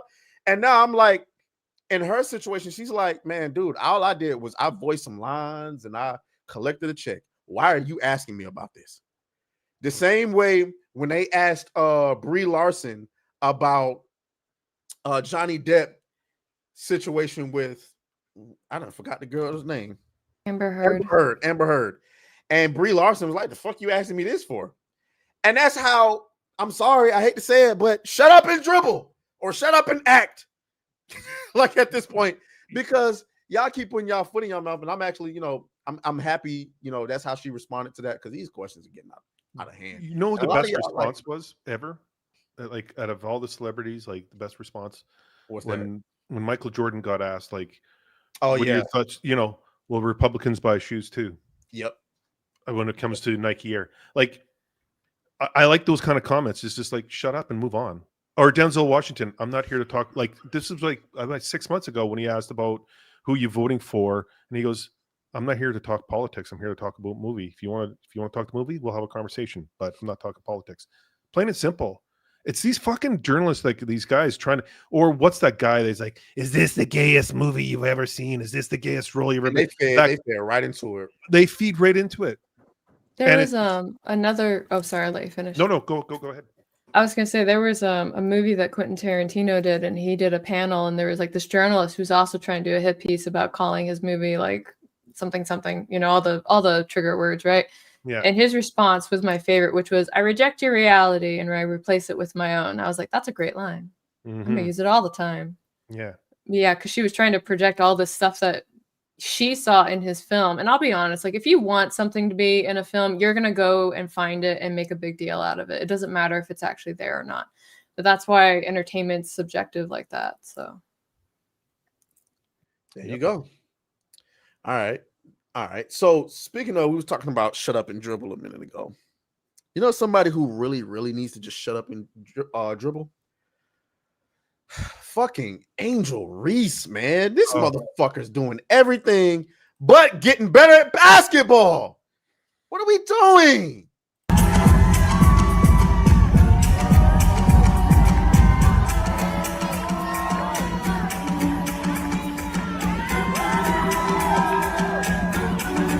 Like,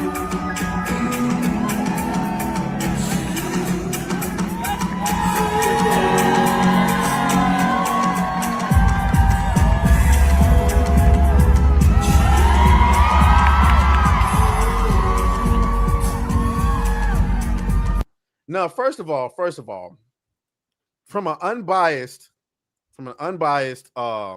objective position. But that's not the point, because the point is, this is the very same woman who was, after losing in the playoffs in college, she got on a fucking mic and said, I've been sexualized. And then turn around and does this. She's doing everything but getting better at basketball. This comes freshly after throwing her entire team. Hold on. Gosh.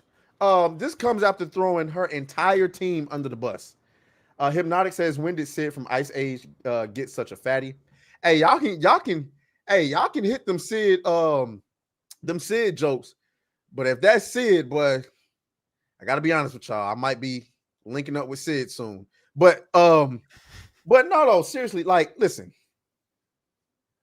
I did not shock my dog.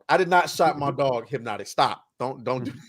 But my whole thing with Angel Reese is, and you can see all of these fucking puff pieces they keep writing about her. Everybody's talking about, and they're trying to say, oh, this is the sex appeal that the WNBA need. No, we need a good basketball. And we're not getting that right now. But and we can't talk shit because we're not getting that from Caitlin Clark right now either. What are your thoughts, Coach Prom? I call this man Coach Prom. Gooch Prom. On Angel Reese doing everything but getting better at basketball. Well, she's not the smartest. Like she's the one that came out and said, like, you guys make $1,000 in a week. I make $1,000. I don't think she actually said that. That was a fake quote. I believe there's audio there to it. Really? Yeah, she was sitting there on the stand, like, and that's where the quote came from.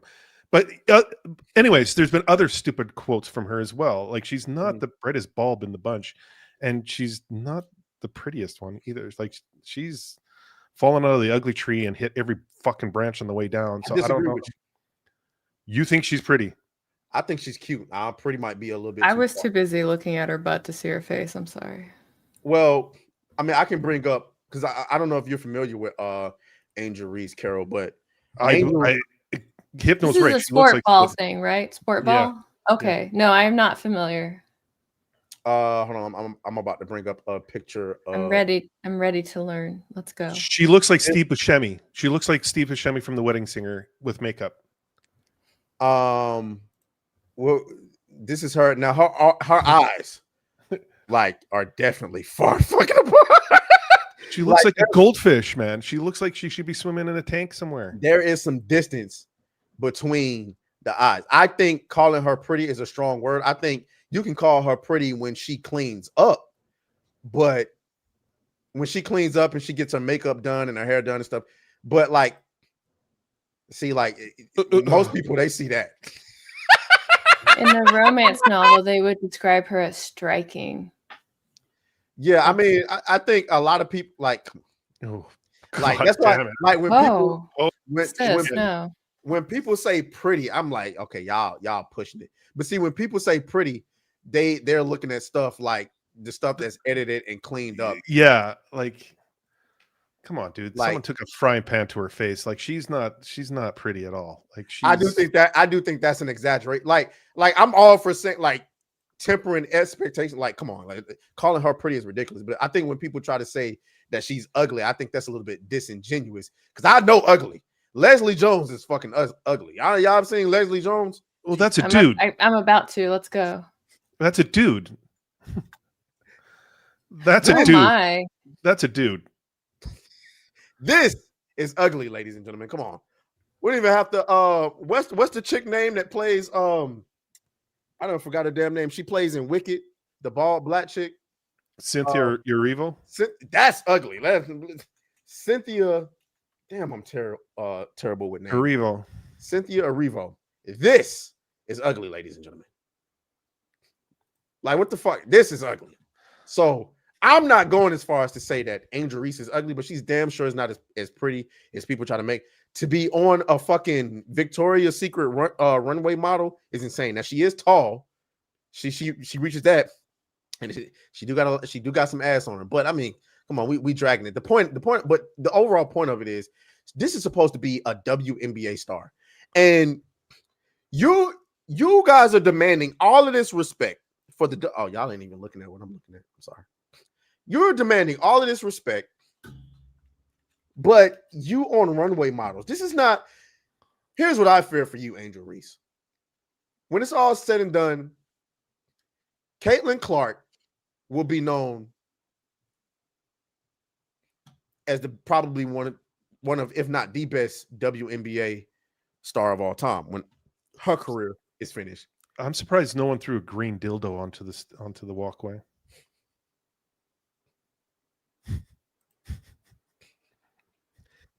I bet they did a bag search and made sure there weren't any. Probably. Yeah. But, yeah, I think the thing that kind of frustrates me about this situation, and I'm speaking as like a female supervisor, and I haven't had to have this talk at Rippaverse because I'm very particular about who I hire, because if I have to work with you all day, I better fucking like you, right? But pretty much in like every industry that I've worked in, at some point I have to have a talk with like a lady, and the talk goes along this lines of like, every time you act like this, you ruin it for the rest of us. Like, your actions are paving the way to like make everything more arduous for the rest of us.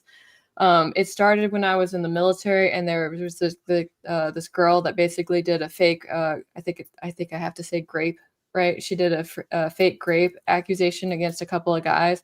And the truth is, she just drank too much and went to sleep, and they left her alone, right? But she instead filed that. And so like, it was pretty bad times there.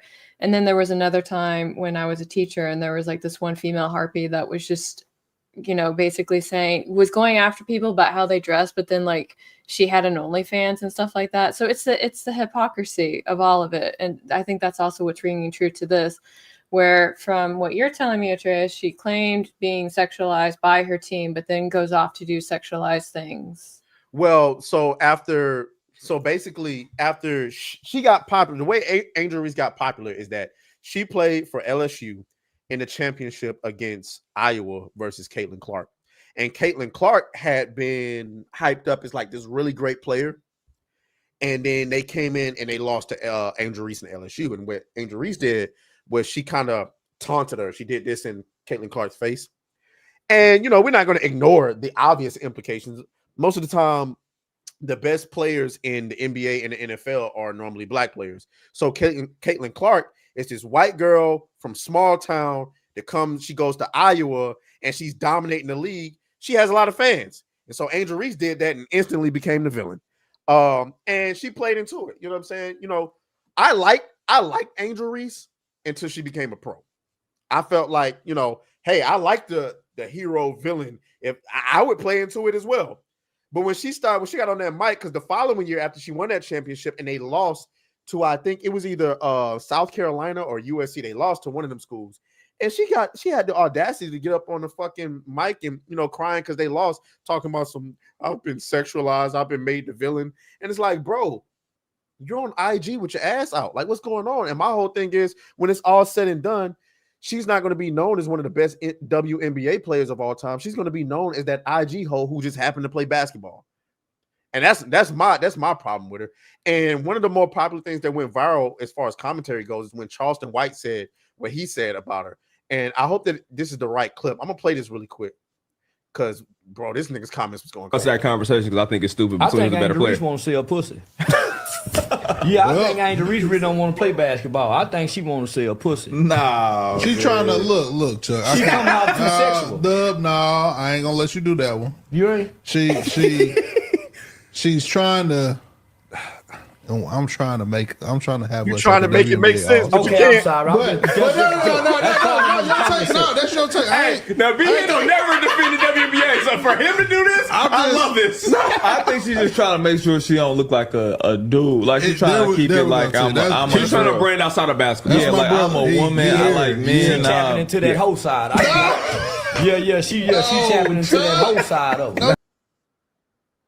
So that's what Charleston White was basically saying. I don't think she wants to play basketball. She want to sell pussy.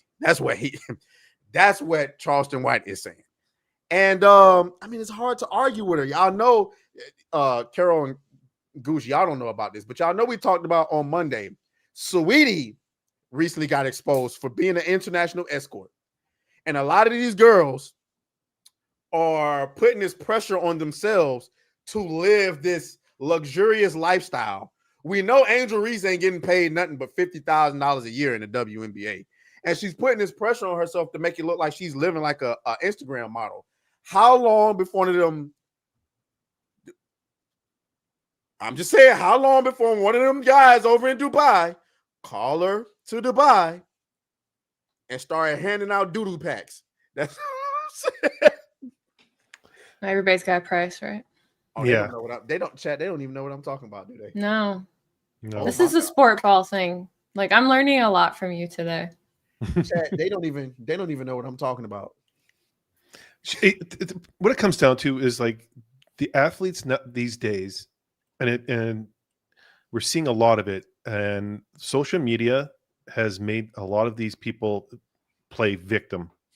So they feel like they can say and show whatever they want, but once it comes back at them, I'm a victim of this, I'm a victim of that, and it's just like, no, you did this to yourself. Your actions, there's consequences to everything. Knock it off. And that's the problem with social media. Instagram, Twitter, whatever it is, YouTube. So Angel Reese is playing into the Instagram vibe right now. And she's thinking, I'm so popular on Instagram, I'm going to capitalize on this and make some money. And now it's coming back at her because she can't play basketball. We're shit. So it is what it is. Motherfucker said camel crotch. Yeah. I'm not gonna blow their minds open with that one today, chat. We'll save that for another time.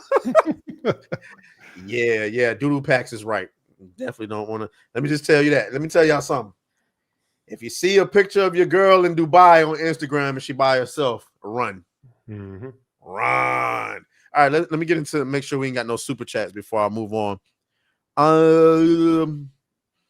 All right, so shout out to Kyle B, who dropped the $2 super chat. He says, letting idiots off the leash. So where's Kata? Kata is at a wedding. Allegedly. Looking at feet. Oh, all the feet. Damn, Katie, you gonna let them drag you like that? Girthy Banana with a 5 says Clark was out for most of the season. See, no one watches women's basketball. Shout to volleyball. That's what he said. Track and single sled. Yeah, I gotta be honest with y'all. I stopped watching the moment she got hurt. The moment she got hurt, I no longer cared. Like, I was getting notifications on Bleacher Report. Oh, so and so won the WNBA finals. I'm like, who cares? Yeah. Like, who cares? Cryptid Manga says Leslie Jones looks like Grodd, looks like Atreus. Let's go ahead and time you out. Let's get you up out of here. Put you some time out. There you go. Get you up out. Oh, so you actually timed them. Yeah. Got his ass up out of here. Girthy Banana says there are levels to I ain't even put it down. There are levels to ugly. Those are hideous at best. Yeah, they're definitely undateable. Definitely undateable. Yeah, Leslie Jones. I mean, and then she be out here saying stuff like, yeah, I'm tired of men just be quiet. You're like men not want to take you out on dates. Let's keep it a bean. Who's trying to be seen in public? Who was it? There was somebody like on, I think it was on X. I can't remember who it was, but they were like, I went out to have a group dinner with 3 of my lady friends and the guy, and he made us pay for him. How did we get here? And I was like, feminism. That's how we got here. Good job. Yeah. You asked for this. I mean, it's I mean, I don't know, bro. Yeah, y'all are killing me. So let's start a little relationship debate. Oh, it's interesting because we got Gooch here and we got Carol here. Unfortunately, both are married, so it's going to be. I'm pretty sure their opinions on it's going to be drastically different from mine. So this little clip is going viral on the internet, and it here's the debate. It sparks the same conversation that's been had over the last COVID was in 2020, so the last 5 years. They keep asking the same question the same kind of way, and I'm honestly getting tired of it. So we're gonna play this really quick, and I want to get y'all's opinions on it. The greatest debate of all time: can men be just friends with women? The answer is no. Women can be just friends with men. Easy. Men, y'all can't do it. Instant reactions. Go, Carol. I mean, she doesn't have any gay friends, clearly. Because that was her statement, right? Guys can't be friends with girls, right? She's retarded. You think so? Yes. Yeah, I mean, don't get me wrong. I'm sure there's like some guys that only want to talk to girls because they want a relationship, but there's also guys that are just friends with girls. And maybe I'm just saying that because like in the military, like, when I was working like in my units and squadrons, we were just friends. Like there was no romantic stuff going on. But I know that's not like that in every environment, but that's my initial thought. My question is, how many times has she been cheated on? Because that is an insecure response to that question. Guys can be friends with females. It depends if you're in a relationship, how serious relationship is, how much you want to respect each other, and how close you want that relationship to be. But like, man, yeah. I think what happened, because like I'm gonna be honest, she's kind of pretty, and so probably what she's running into is that there's a lot of guys that when she says I'm not looking for a relationship, they stop talking to her, and so she gets upset by that. Oh boy. Hypno, how dare you? She's crazy. She looks crazy. She looks like batshit crazy. She would definitely like. Is it going to? I kind of agree with her. I'm gonna let that sink in. I'm gonna let that sink in for a little bit. One-way street. It's a one-way street. So girls can be friends with guys. So you're saying you can trust women to be friends with guys, but you can't trust men with women. There's going to be missing context that I want to explain, but He's If you like, give wait. me Let me no, explain no, my no, no, no, no. context. I'm not backtracking. I'm not backtracking. But I think there's missing context.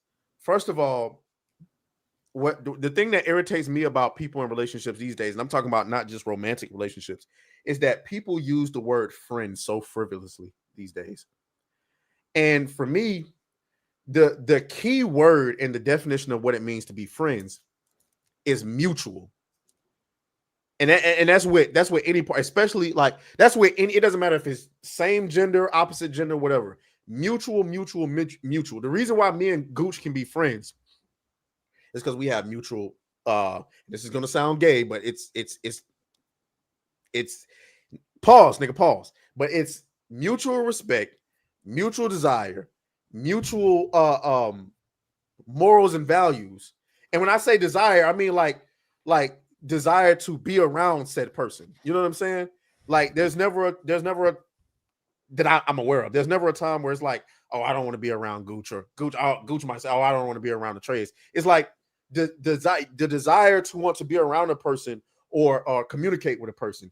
It's everything's, mutual. To me, where a friendship is no longer a friendship is when there's an imbalance of that. Anytime a relationship between you and another person has an imbalance where somebody wants something that the other person does not want, it is no longer a friendship, in my personal opinion.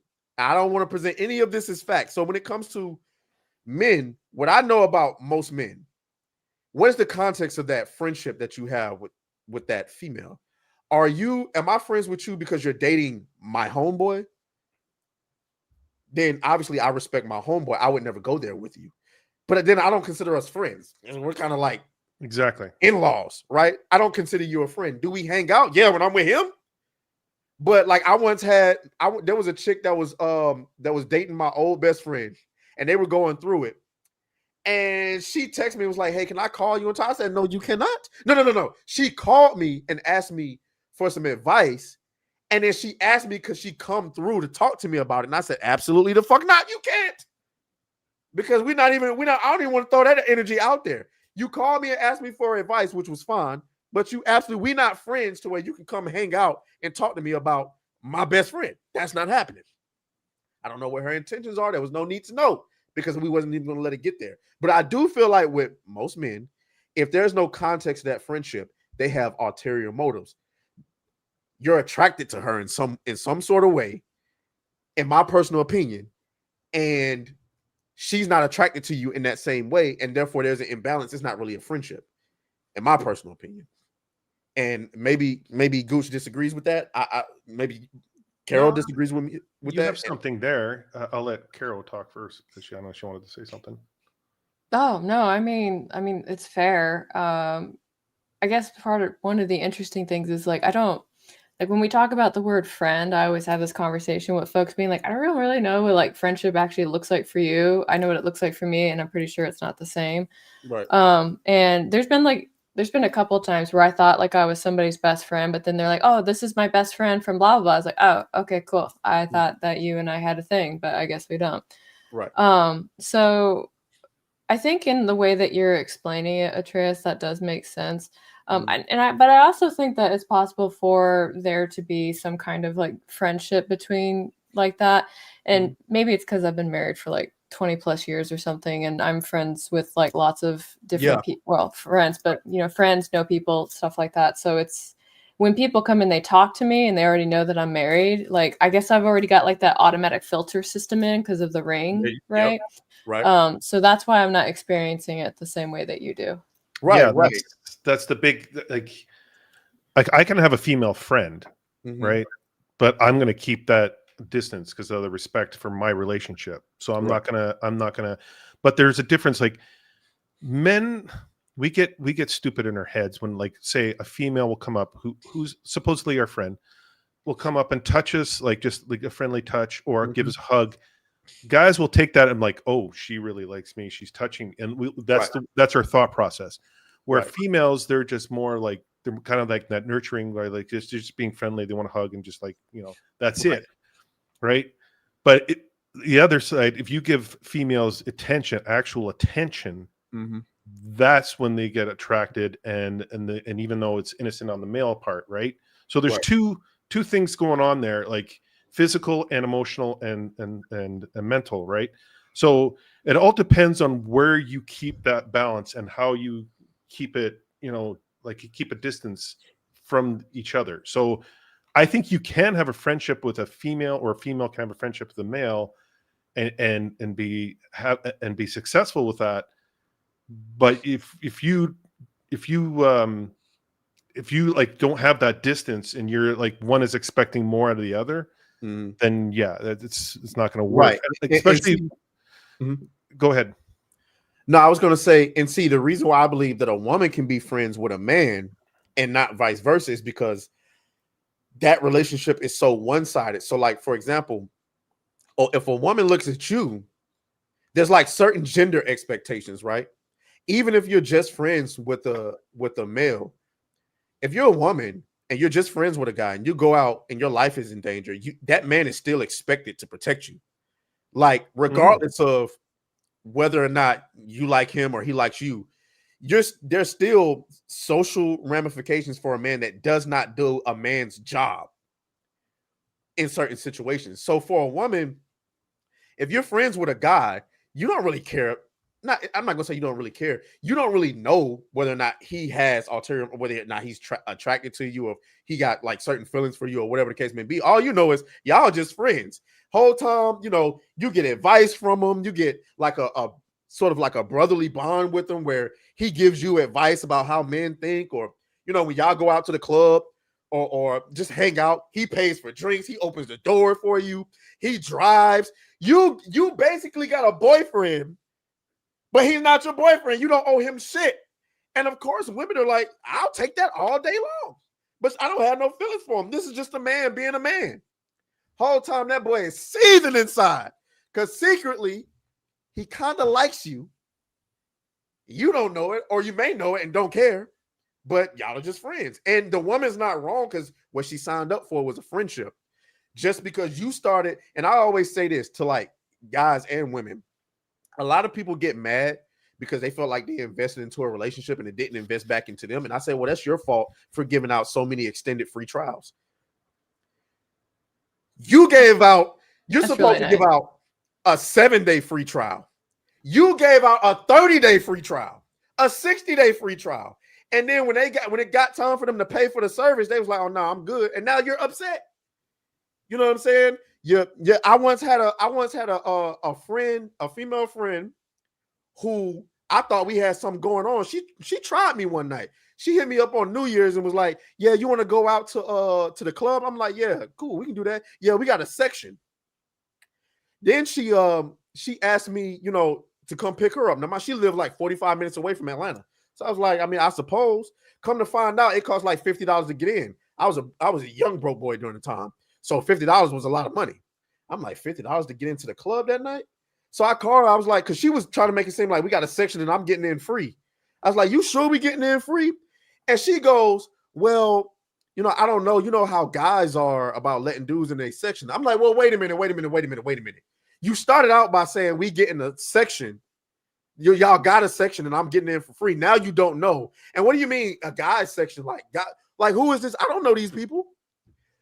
Come to find out, what she really wanted was for me to just be her chauffeur, because she wanted me to come get her because she lived 45 minutes away from Atlanta. And the club is in Atlanta.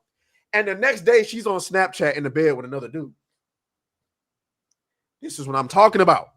So you was going to have me come pick you up, take you to the club. Surprise, you got to pay $50 to get in. You was going to go to their section, and then they was going to say, who is you? And not let me in. And then you was just going to give me have me at home looking crazy. I was like, but nah, see, I've always been smart. I'm like, no, I'm not going for that. I'm not going for that. So I definitely did not go. I said, no, I'm not going. And then somebody was like, oh yeah, she's on Snapchat with such and such. Like, yeah, nah, we're not. Yeah. Somebody said that's dirty. That was very dirty. That was very grimy. But it's just that you got to understand, like, for women, when they see male friendships, it's strictly that for them, regardless of whether they know it or not. But they're able to You're like the boyfriend, but not a boyfriend. So I don't know. I mean, again, this is an opinion of mine. I'm not trying to misrepresent it as a fact. I do believe that women can be just friends with a male and think nothing about it, and then men like have ulterior motives. Because like if I have a wife and she has a male friend, or not, it doesn't have to be a wife. If I have a girlfriend and she has a male friend, I have no doubt that my girl believes that this man is her friend. What I'm trying to tell her is, no, sweetheart, he's there for a reason, and it ain't because of what you think it is. He's there. He's waiting for an opportunity. Yep. And women have a hard time grasping. Oh no, he's just my friend. No, he's not. No, he's not. No, he's not. No. So, yeah, I'm glad we had that little debate. But women have become more and more aggressive in the last 20 years. Elaborate. Well, because before it was like you said, men are there for a reason, but females are like that now because it's become very competitive market for females. I need to get myself a man, and I need to get one quick, especially if one is seeing someone and he's the talk amongst the ladies, and it's like all those women, it's just like, well, I'm going to throw myself at him. I want a piece of that action. They're very competitive nowadays, the younger females. The times have changed. But I do think I think that's a different where situation. guys used to do that, you know, straight around and try to be, you know. I think that's different though, because I believe like if a dude is really trying to convince himself that this girl, like, I don't think a dude can do that. I don't think a man could see a woman like trying to put herself in his circle and say with a straight face, oh yeah, she doesn't like me like that. We're just friends. I would look you dead in the face, boy, if you don't get the hell out of here. Like, because women don't typically put themselves in your orbit unless they're interested in, like, okay, if you go and try to talk to her and then she friend zones you, that's different. You know what I'm saying? But like, how many women, and maybe I'm wrong. Again, I make room for the possibility that I'm wrong. But women don't just go and because of their defense mechanism and things like that. Women don't just go and put themselves in a man's circle with the intention of just being friends. So if this girl comes out of nowhere, like, what are you up to? like, what are you up to? Don't come to me talking about you just want to be friends. No, you don't. Unless maybe you're the boss at her job and she wants to move up in the company or something. I don't know. I don't know. I that's out of my depth. Carol? I actually have no experience of what you guys are talking about. She's been married for 20 years. She's like, Yeah. I'm out of the game. I'm sorry. No, and I don't associate with younger women, so like these aren't things that I hear about. And unfortunately, the things I do see tend to be like on the whatever podcast or clips or things like that. You know, Gooch mentioned earlier that women are more aggressive. They can be. I find their aggressiveness tends to come off as kind of like passive aggressive cattiness. Mm-hmm. And then they just try to say that they're just trying to like get through and like in a man's world while like backhanding you and things like that. And there's definitely like a weird dynamic shift that's going on too. Cause like I've heard about like girls that have like side guys that they just basically use to like take them out. Like, this is the guy that takes me to dinner. This is the guy that takes me to do my nails. This is the guy that pays for my gas. And all she does is talk to them. I mean, and I think that that's kind of like a testament to like where men are right now. Because I'm definitely like, I'm an advocate for guys. I think that you all get like socially beat up for like literally no reason. And it's absolutely ridiculous. But then at the same time, kind of like what Atreus is saying, you know, women are still expecting men to do certain things. Like, you know, I won't even lie. If I'm at work and I can't open a jar, I go find Brandon and I ask him to open the jar because I can't do it. Right. But that's not because I expect him to do it. I just know that my hand, a thing I don't want to say on the stream. I'm just not able to do it. Right. So I need somebody to help me. And that's who I go to. And yeah, I'm kind of curious about how like things are going to move forward in the next 5 years, because there's a lot of women who are like really upset when other women go and like get married and they're super happy. And it's like, no, you need to focus on your career. And they're like, nah, I'm going to have kids and stay home. And they're like, no, you can't do that. That's like, and they'll even say like, no, if you do that, then you're being a porn star. And it's like, no, that's not what that means. So it's just. It's funny because like if I was in like, and this has happened, and I know I'm going to hear it, but if a guy goes up and touches a female just as a friendly gesture, just like, touching the forearm or just like on the upper back, it's like females are like, whoa, how dare you touch me? Like, but when a female touches a guy, it's okay. There's no. It's okay for us, but if your girlfriend or your wife is in there, oh, she gonna see that shit. Yeah. Well, okay. I was at Wicked, right, and it was innocent by myself. Because it was a grift.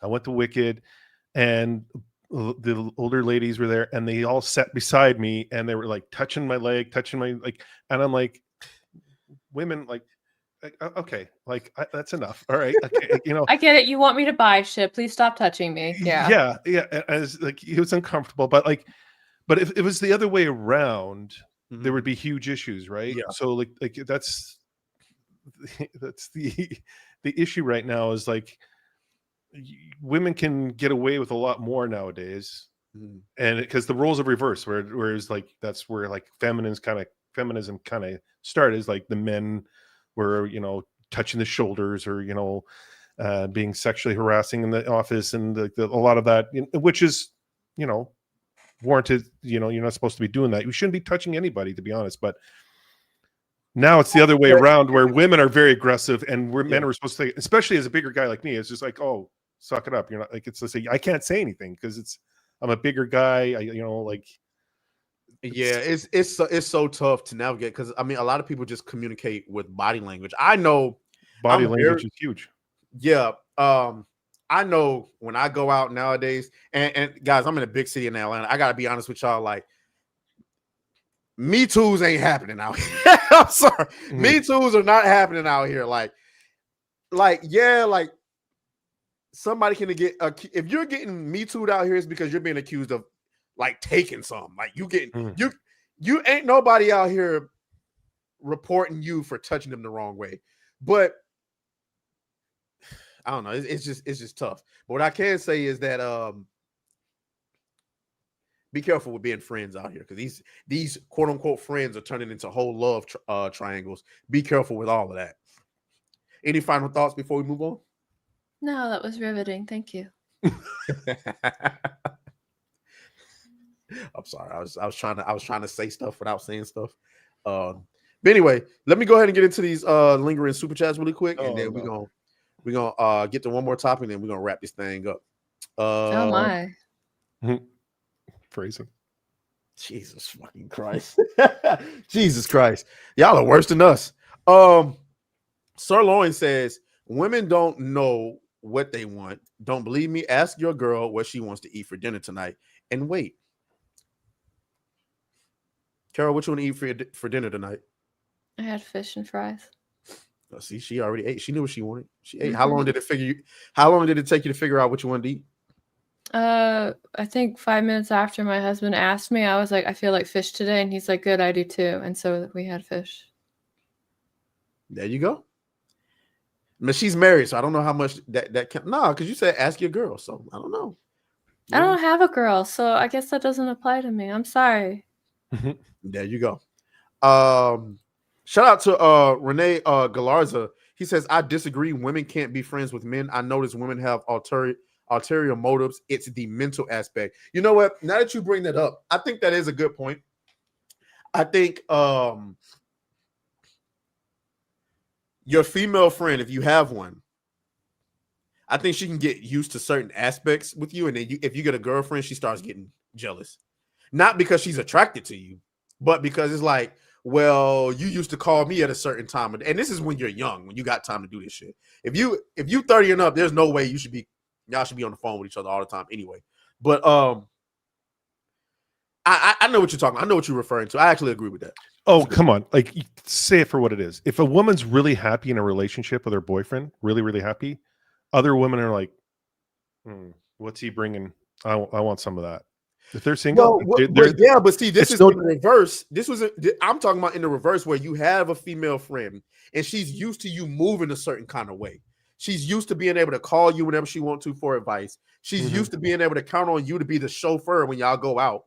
You know what I'm saying? Stuff like that. And then you get a girlfriend and all of a sudden your time is restricted. Your resources restricted. She don't have access to you as much as she did.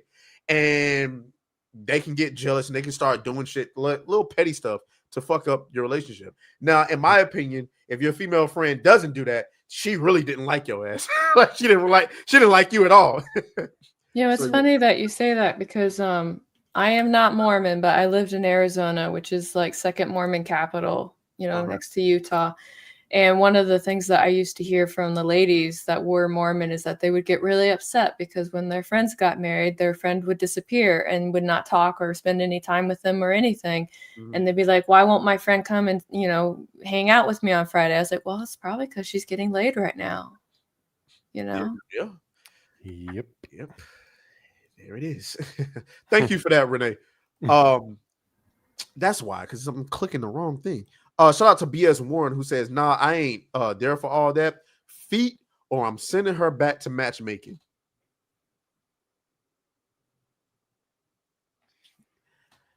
Sir, I'm gonna time you out for that.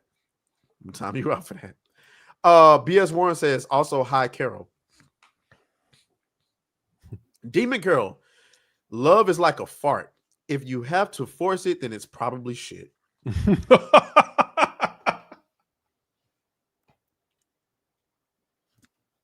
That's a great line. I'm going to use that. I'm not, but that is a great line.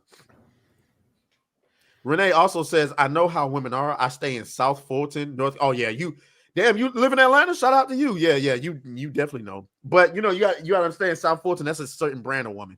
You know what I'm saying? So you got to be careful with looping them all into that brand. Brad. Sirloin says, them ladies at Wicked were ready to spit them dentures out when they sat with Gucci. Jesus. What's it like to be a thirst trap? Well, I'm banned from Gucci's biggest fan has me banned from Trader Joe's, Target, and Walmart. Oh no, that's terrible. Especially Target. What is it about? Like, there's just a certain kind of woman. Yes, I was looking at cereals, and this woman walked over me, and she's like, "Can I help you with anything?" And I'm just like, she didn't even work there. I'm like, "No, I'm good." She goes, "I can help you find a cereal." I'm like, "No, I'm good." And I was telling Gucci's bang, and this woman wanted to help me. And she's like, yeah, and I'm like, "You're banned from Target." I'm like, "What?" Yeah. What is it about like Target and like there's definitely a certain kind of woman that shops at Target, and then there's a different type of woman that shops at Walmart. I feel like all of the, not that there's anything wrong with them, but I feel like all of the C-list models shop at Target, and then all the regular women shop at Walmart. Like, I don't know what it is. It's like, yeah, Target is like, if you're trying to find a wife, you can definitely go to Target. Girthy Banana says, Cat, Africans always on the phone. Girthy Banana, I gotta get you up out of here, bro. Look at Hypno. Look at Hypno. This dude, sometimes I wonder if he's actually black behind there. There's so much ass at Target, it's insanity. God bless that store.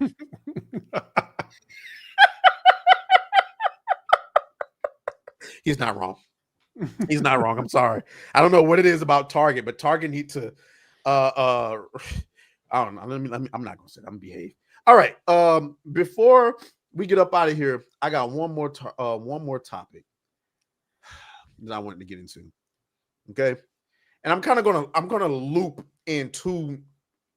Did I say one more target? One more topic. You did say topic. I heard it. Yeah. One more topic that I wanted to kind of get into. And I'm kind of going to loop in two topics together, starting with this furry ass bullshit. Okay. How many of y'all saw, first of all, Twitch is getting on my nerve.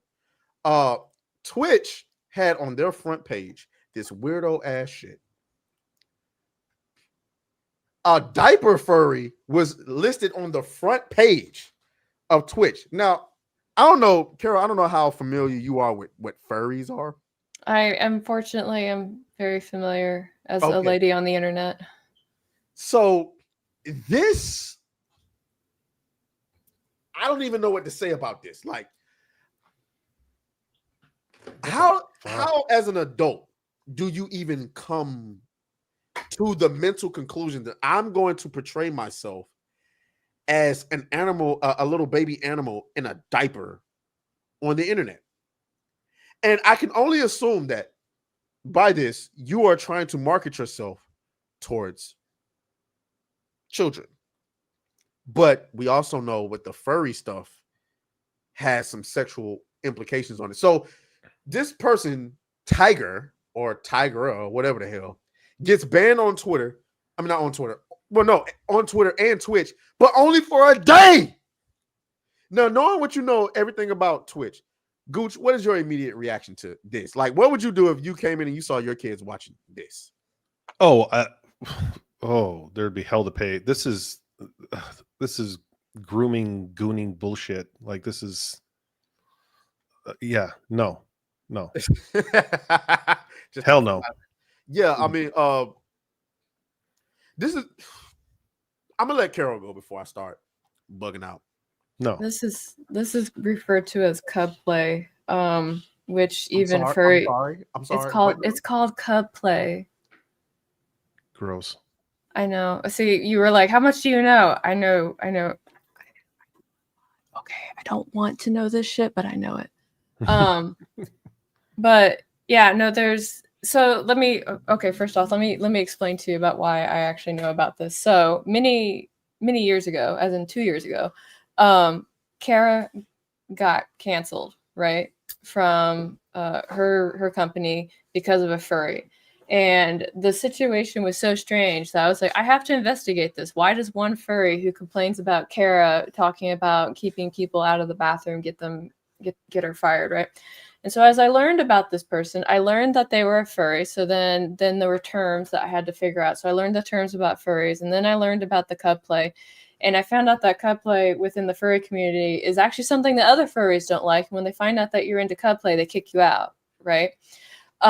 So this is terrible, and I hate it. And the only thing I can think of is that this person's probably wearing a dress and trying to get into the women's bathroom and getting too close to kids, or they're doing actual real life age play where they pretend to be 8 so that way they can be allowed to play with other 8-year-olds, because that's been a thing that's happened as well. And the only shining hope that I could have involving this situation is maybe this is an FBI plant trying to find other pedos, but I doubt it because they don't go to Twitch. So it's so funny that you mentioned this person being, because when I first found out about this, I didn't know. Like I just didn't know. Somebody mentioned them being trans, but I was like, that was just pure speculation. That is until you look at their actual Twitch account themselves. Yes, the person is confirmed trans. Oh man, I think I called it.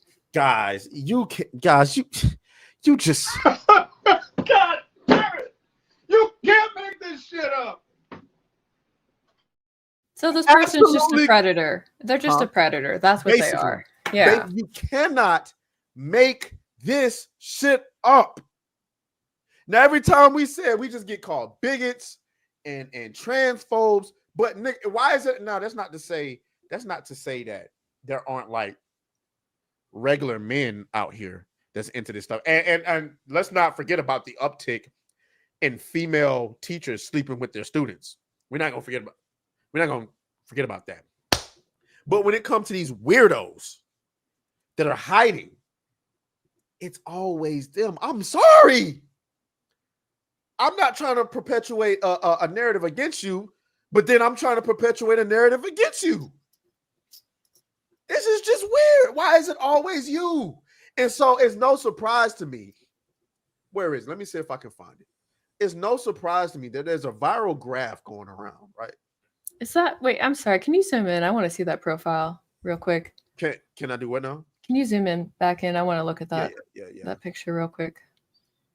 Oh, they're blushing while making. Oh, that's so gross. Sorry, I just started noticing the details, and I was like, that's.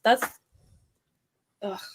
Okay. Anyway, about what you were saying. So it doesn't surprise me that this person says, incredible news, kids are rejecting gender ideology, with reports showing a sharp decline in those identifying as trans. Pray for the youth of America. So this chart now, I don't know, guys. I'm not gonna lie, I grifted like a motherfucker when I talked about this the first time. I don't even know what the fuck this chart even means. Like, what am I even looking at here? Share of students not identifying as male or female, 2016 to 2025. That's not even a correct chart. That's just some no. Right. So that was what I was like, bro, like, what does this chart even mean? So what I'm gonna do is to find out if this is even true. Decline. Using the internet. Yeah. Now, this is coming from Fox News, which I just want to go ahead and acknowledge that bias right away. Just throwing that out there. Sharp News. Fox News reported transgender trend sharply declining among American college campuses. So, and they're using the same goddamn source. This doesn't surprise me because when I used to teach math, one of the things that I would teach the kids is actually about how graphs are misused in newscasting, right? And it's because pictures with lines it like makes it seem like it's scientifically based and stuff like that. And when you learn how to read a chart, right, then you can identify if it's correct or not, which is why Atreus and I both looked at this chart and I was like, it's not even labeled correctly. Like, how can this fucking mean anything? Right. So what I assumed that it meant, because obviously we knew that the percentage of children or people identifying as trans. So I'm assuming this was the percentage. And at its height in 2023, which sounds about right, it was at almost 10% of people suddenly identifying as trans when 10, 15, 20 years ago, it was like, which sounds about right, less than 2%. So we knew there was a rise in it. And I see that it's declining. But my problem is, what the fuck are these variables here? What is Andover? Andover, Fire, Brown. Okay, FIRE is a foundation for individual rights and expression. Oh, so it's kind of like, I guess. So these are the different sources. Yeah, these are like the foundations that are. So they're seeing from these groups that were established to. They're seeing that. Did you have to go and look that up? Yeah, I did. Yeah. So no. So again, I'm going back to the chart's not even identified, correctly. Yeah. I'm technically right, which is the best kind of right. So they're going based on 3 groups that I guess keep data on. On transitioning. And this is volunteering, self-identifying. Is that what that is too? Yeah. Okay. It was okay. So assuming that's true, which I have no reason to doubt anything that Gucci's saying here. If that's true, then I'm gonna give the chart, because when I first talked about it, I was like, now take this with a grain of salt, because I don't even know what the fuck this is. I'm gonna give it a little bit more credit than I did the first time. Andover, Fire, Brown, because I'm like, what are these colors? First of all, that's Fire made sense because it's orange, but Brown identified as green. I'm like, what the fuck is going on here? But so now these different groups, there's different sets of data from each one. So how do you feel about it now, Carol, that he's giving that context? Do you believe it? So that's from Brown University and Andover Phillips Academy. Okay. And FIRE is the Foundation of Individual Rights and Expressions annual survey of the U.S. undergraduates. Okay.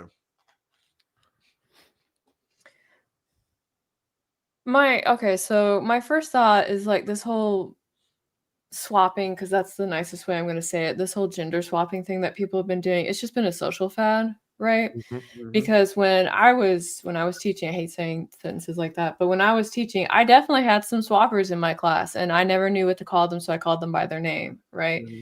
And I think it was like a couple of weeks ago, I went online because once they graduate, they're allowed to be friends with me on Facebook and stuff like that. And every swapper that I knew and when I was teaching, they've all gone back. Yeah. Right. Like every one of them. And I haven't asked why, because that's apparently an aggressive question to ask. But I think what's fired. Yeah, but I there's wouldn't like make it as a teacher today.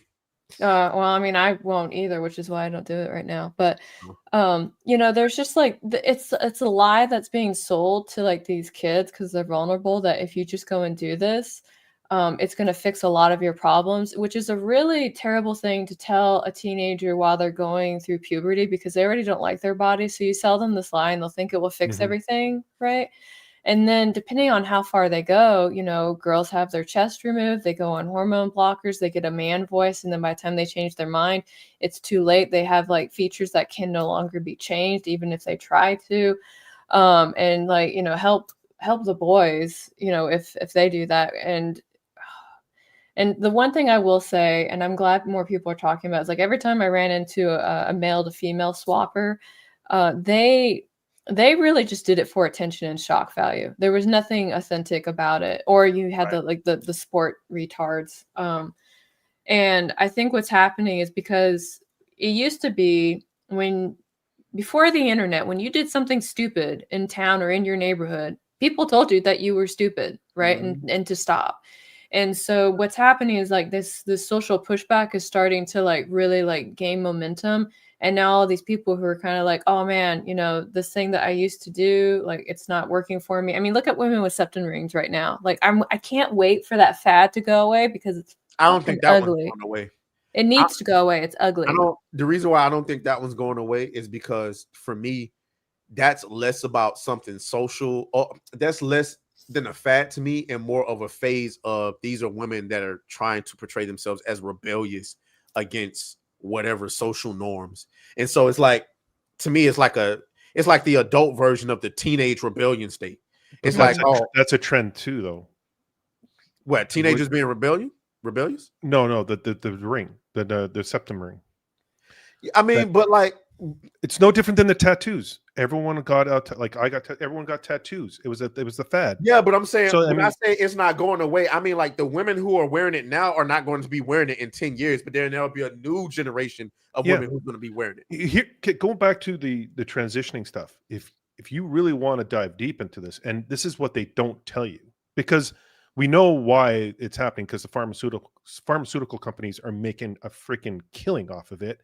But if you go back to the Norwegian countries and you look at all the data, and they were the first ones to do the actual surgeries and do all the data says, and I think it's like 90 some odd % of people doing transitions either transition back 2 to 3 years later, commit suicide because the psychological damage that it does to them, or the organ failure, or something else that's happening because of the bone structures and everything. They weren't built to, especially females, were not built to have a male body when it comes to testosterone and all that kind of stuff, especially in the hips, the liver, all that kind of stuff.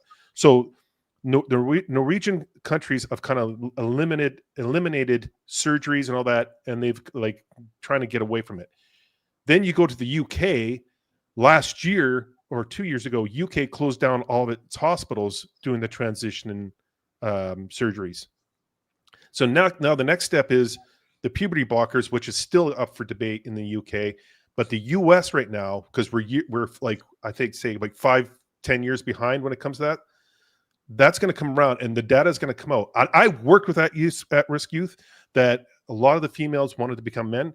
And when they graduate and they come back, they're back to being a female because of all the damage that's happened. Why they do that, why they want to become a man or vice versa. The men want to become because it's an easier path for them to be successful in either sports or something else.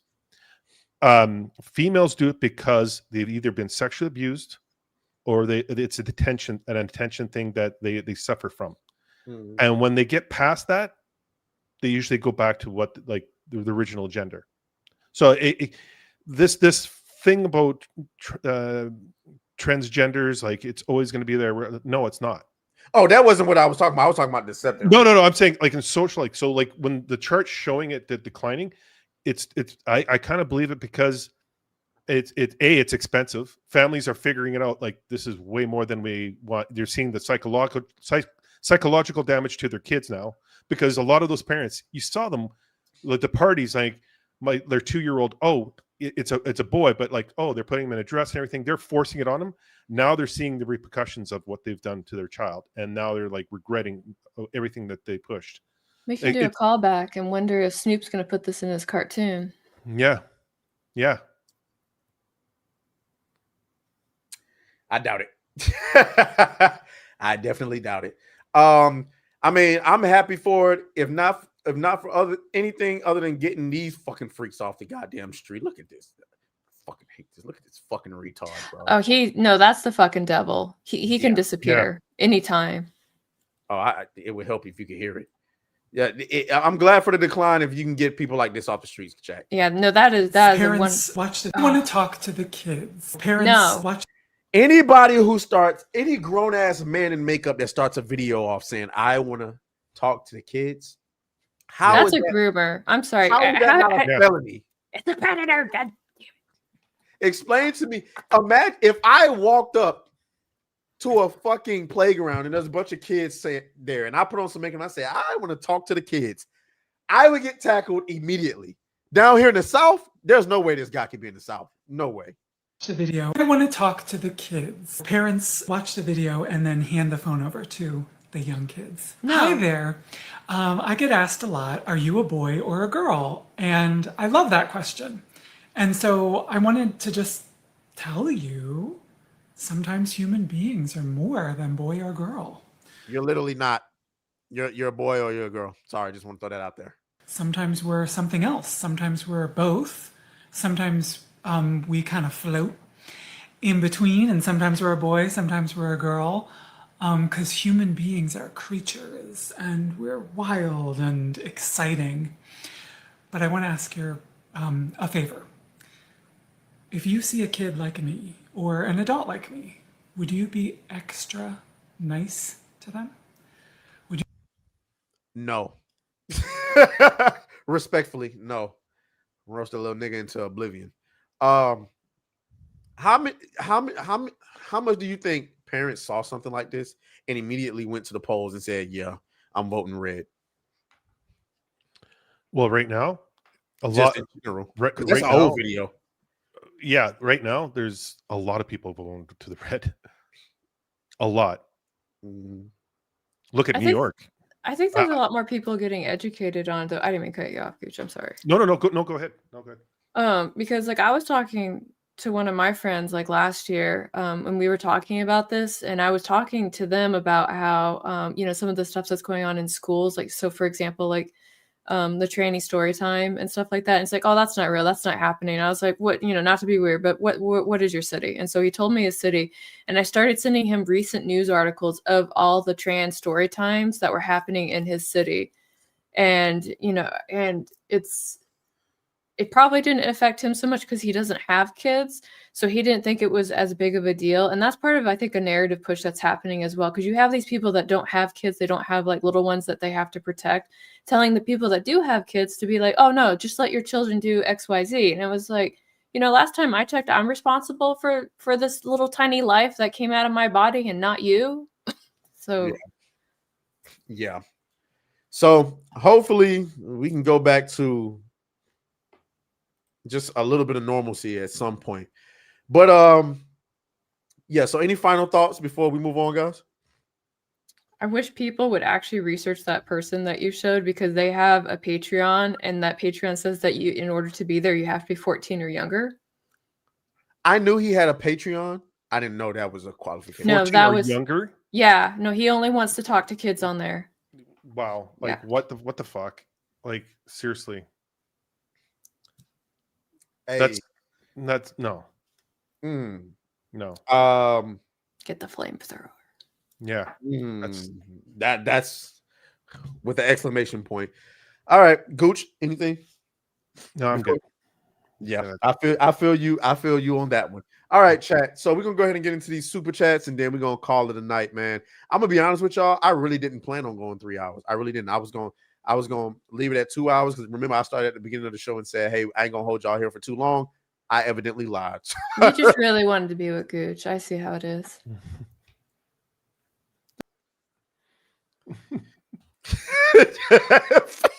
What's wrong with her? You wanted to be with him so much you kicked me out of the stream. All right. Shout out to Antoine Haynes, who says, I learned after I got married, it didn't take me off the market. It just put me in a different one. These women be wilding. Also, hi, Carol. That is an understatement. That is an understatement. James OP says, did you swap Cater for Gooch? Yep, sure did. Sure did. Shout out to the old man. James OP says, the one that drives me off the chain is parents that trans their toddlers. All these Hollywood freaks using their kids as accessories. Wait. Yeah. Demon Girl says, just ask Tony from LC Signs. I don't know what that is. I'm sorry. And Girthy Banana says, I can tell they were bullied. There's a guy from high school that I knew. He was a cool dude. And, we 30. This motherfucker trans himself at 30. I was like, and I ain't gonna lie, I thought black people was immune to it. I'm sorry. I'm just gonna throw that out there. I thought black people was like, yeah, yo, that's weird. But this is a grown man. I don't know. He was on my Facebook, and one day I clicked on his page. I wonder what he's been up to these last 10 years. This motherfucker's in a dress. What? He's a friend of yours. All right, Gooch. All right. So yeah, just saying. This has been a great show, ladies and gentlemen. Let me get some applause. All right, so I want to give the floor to Carol first, and then just kind of give her the opportunity to I don't know how to do this. Let the chat know what you got coming up and what to look forward to, and what's your plans for the future. Well, I'm going to be at SpaceCon next weekend, so if you're going to SpaceCon, I'd love to chat with you. We just launched the Geeks and Gamers merch on Ripison, so if you guys are curious or want to partake of that, you can. We just launched Detention Club, which is an all ages comic that we did in collaboration with St. Jude. If you buy it, we don't have proceedings going to St. Jude, but we did make it with St. Jude in mind. And then what I have coming up, I'm working on a book right now that I hope to come out next year, but we'll see how that goes. I'm trying to wrap up those chapters right now, and I'm not really sure how the rest of the year is going to go. I've got some stuff up in the air that I need to figure out before I make some concrete plans. I might take a break and rest. We'll see. Thank you. All right, cool. Now, shouts out to Kate.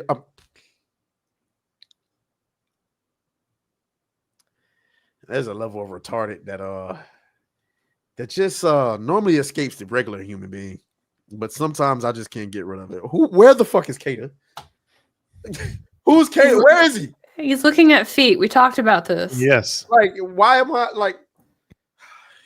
Go ahead, Goose. Let the chat know what you have coming up in tomorrow. Sunday night, late night with Gooch and Gang. Swing on by for that. We have a lot of fun on there. Talk about similar to this, like New Black Street. We talk about all the articles and pop culture news, and I've started the late night with Gooch throughout the week. So Tuesday, Wednesday, Thursday, midnight Eastern, 9 avocado time. Swing on by for there. Again, I have a smaller panel. And we have these discussions. A lot of fun, a lot of laughs. It's just a good, 45-50 minute late night show, and that's all I got going on right now. So appreciate you all. Check out Diabolical Souls Presents. Shout out to you guys, man. I really appreciate y'all for coming on and helping me out in Kata's absence. Because I was scrambling, but I was like, man, who the hell am I have on this? He be propping stuff. He don't tell you months in advance. He be like, yeah, so next week I'm going to a wedding. I'm like, damn. So I had to throw the show together. I appreciate all of you guys for coming through. Shouts out to Hypnotic, who came in and roasted me. Shouts out to everybody in the chat. I appreciate y'all for being here. Make sure we see you guys tomorrow on Saturday Night Hypnosis. Of course, we'll be doing some sort of gaming stream on Sunday. I don't know what we're going to be playing. We'll figure that out tomorrow. In the meantime, I have videos. I don't know what's going on. My channel came back. You know what I'm saying? It was doing what it normally does, and then suddenly out of nowhere, it was just like, we're turning you off again. So it is what it is. We'll just muscle through it. At the very least, we ain't got no strikes or no demonetization to worry about. So there's that. Hopefully Carol comes back so she can get the full experience, the full gangbang experience with me and Kata. And then, we'll go from there. Wow. So, Wow. You're gonna buy me dinner first, or is this like? Oh man, I'm stupid. Anyway, who we rating, y'all? I didn't even ask y'all who y'all want to raid. Who do y'all want to raid before we get up out of here? Redirect, add. Who's online? About to check. Oh, Lumi's live. We're gonna raid Lumi. Okay. Let's There. go. Raid. Huh? Let's go. Raid. Yep. So Get him. y'all be easy. Y'all be safe. And may the griff be with you. I'll talk to y'all later. And Stay fuck you, sus God. It ain't happening. Stay Gucci.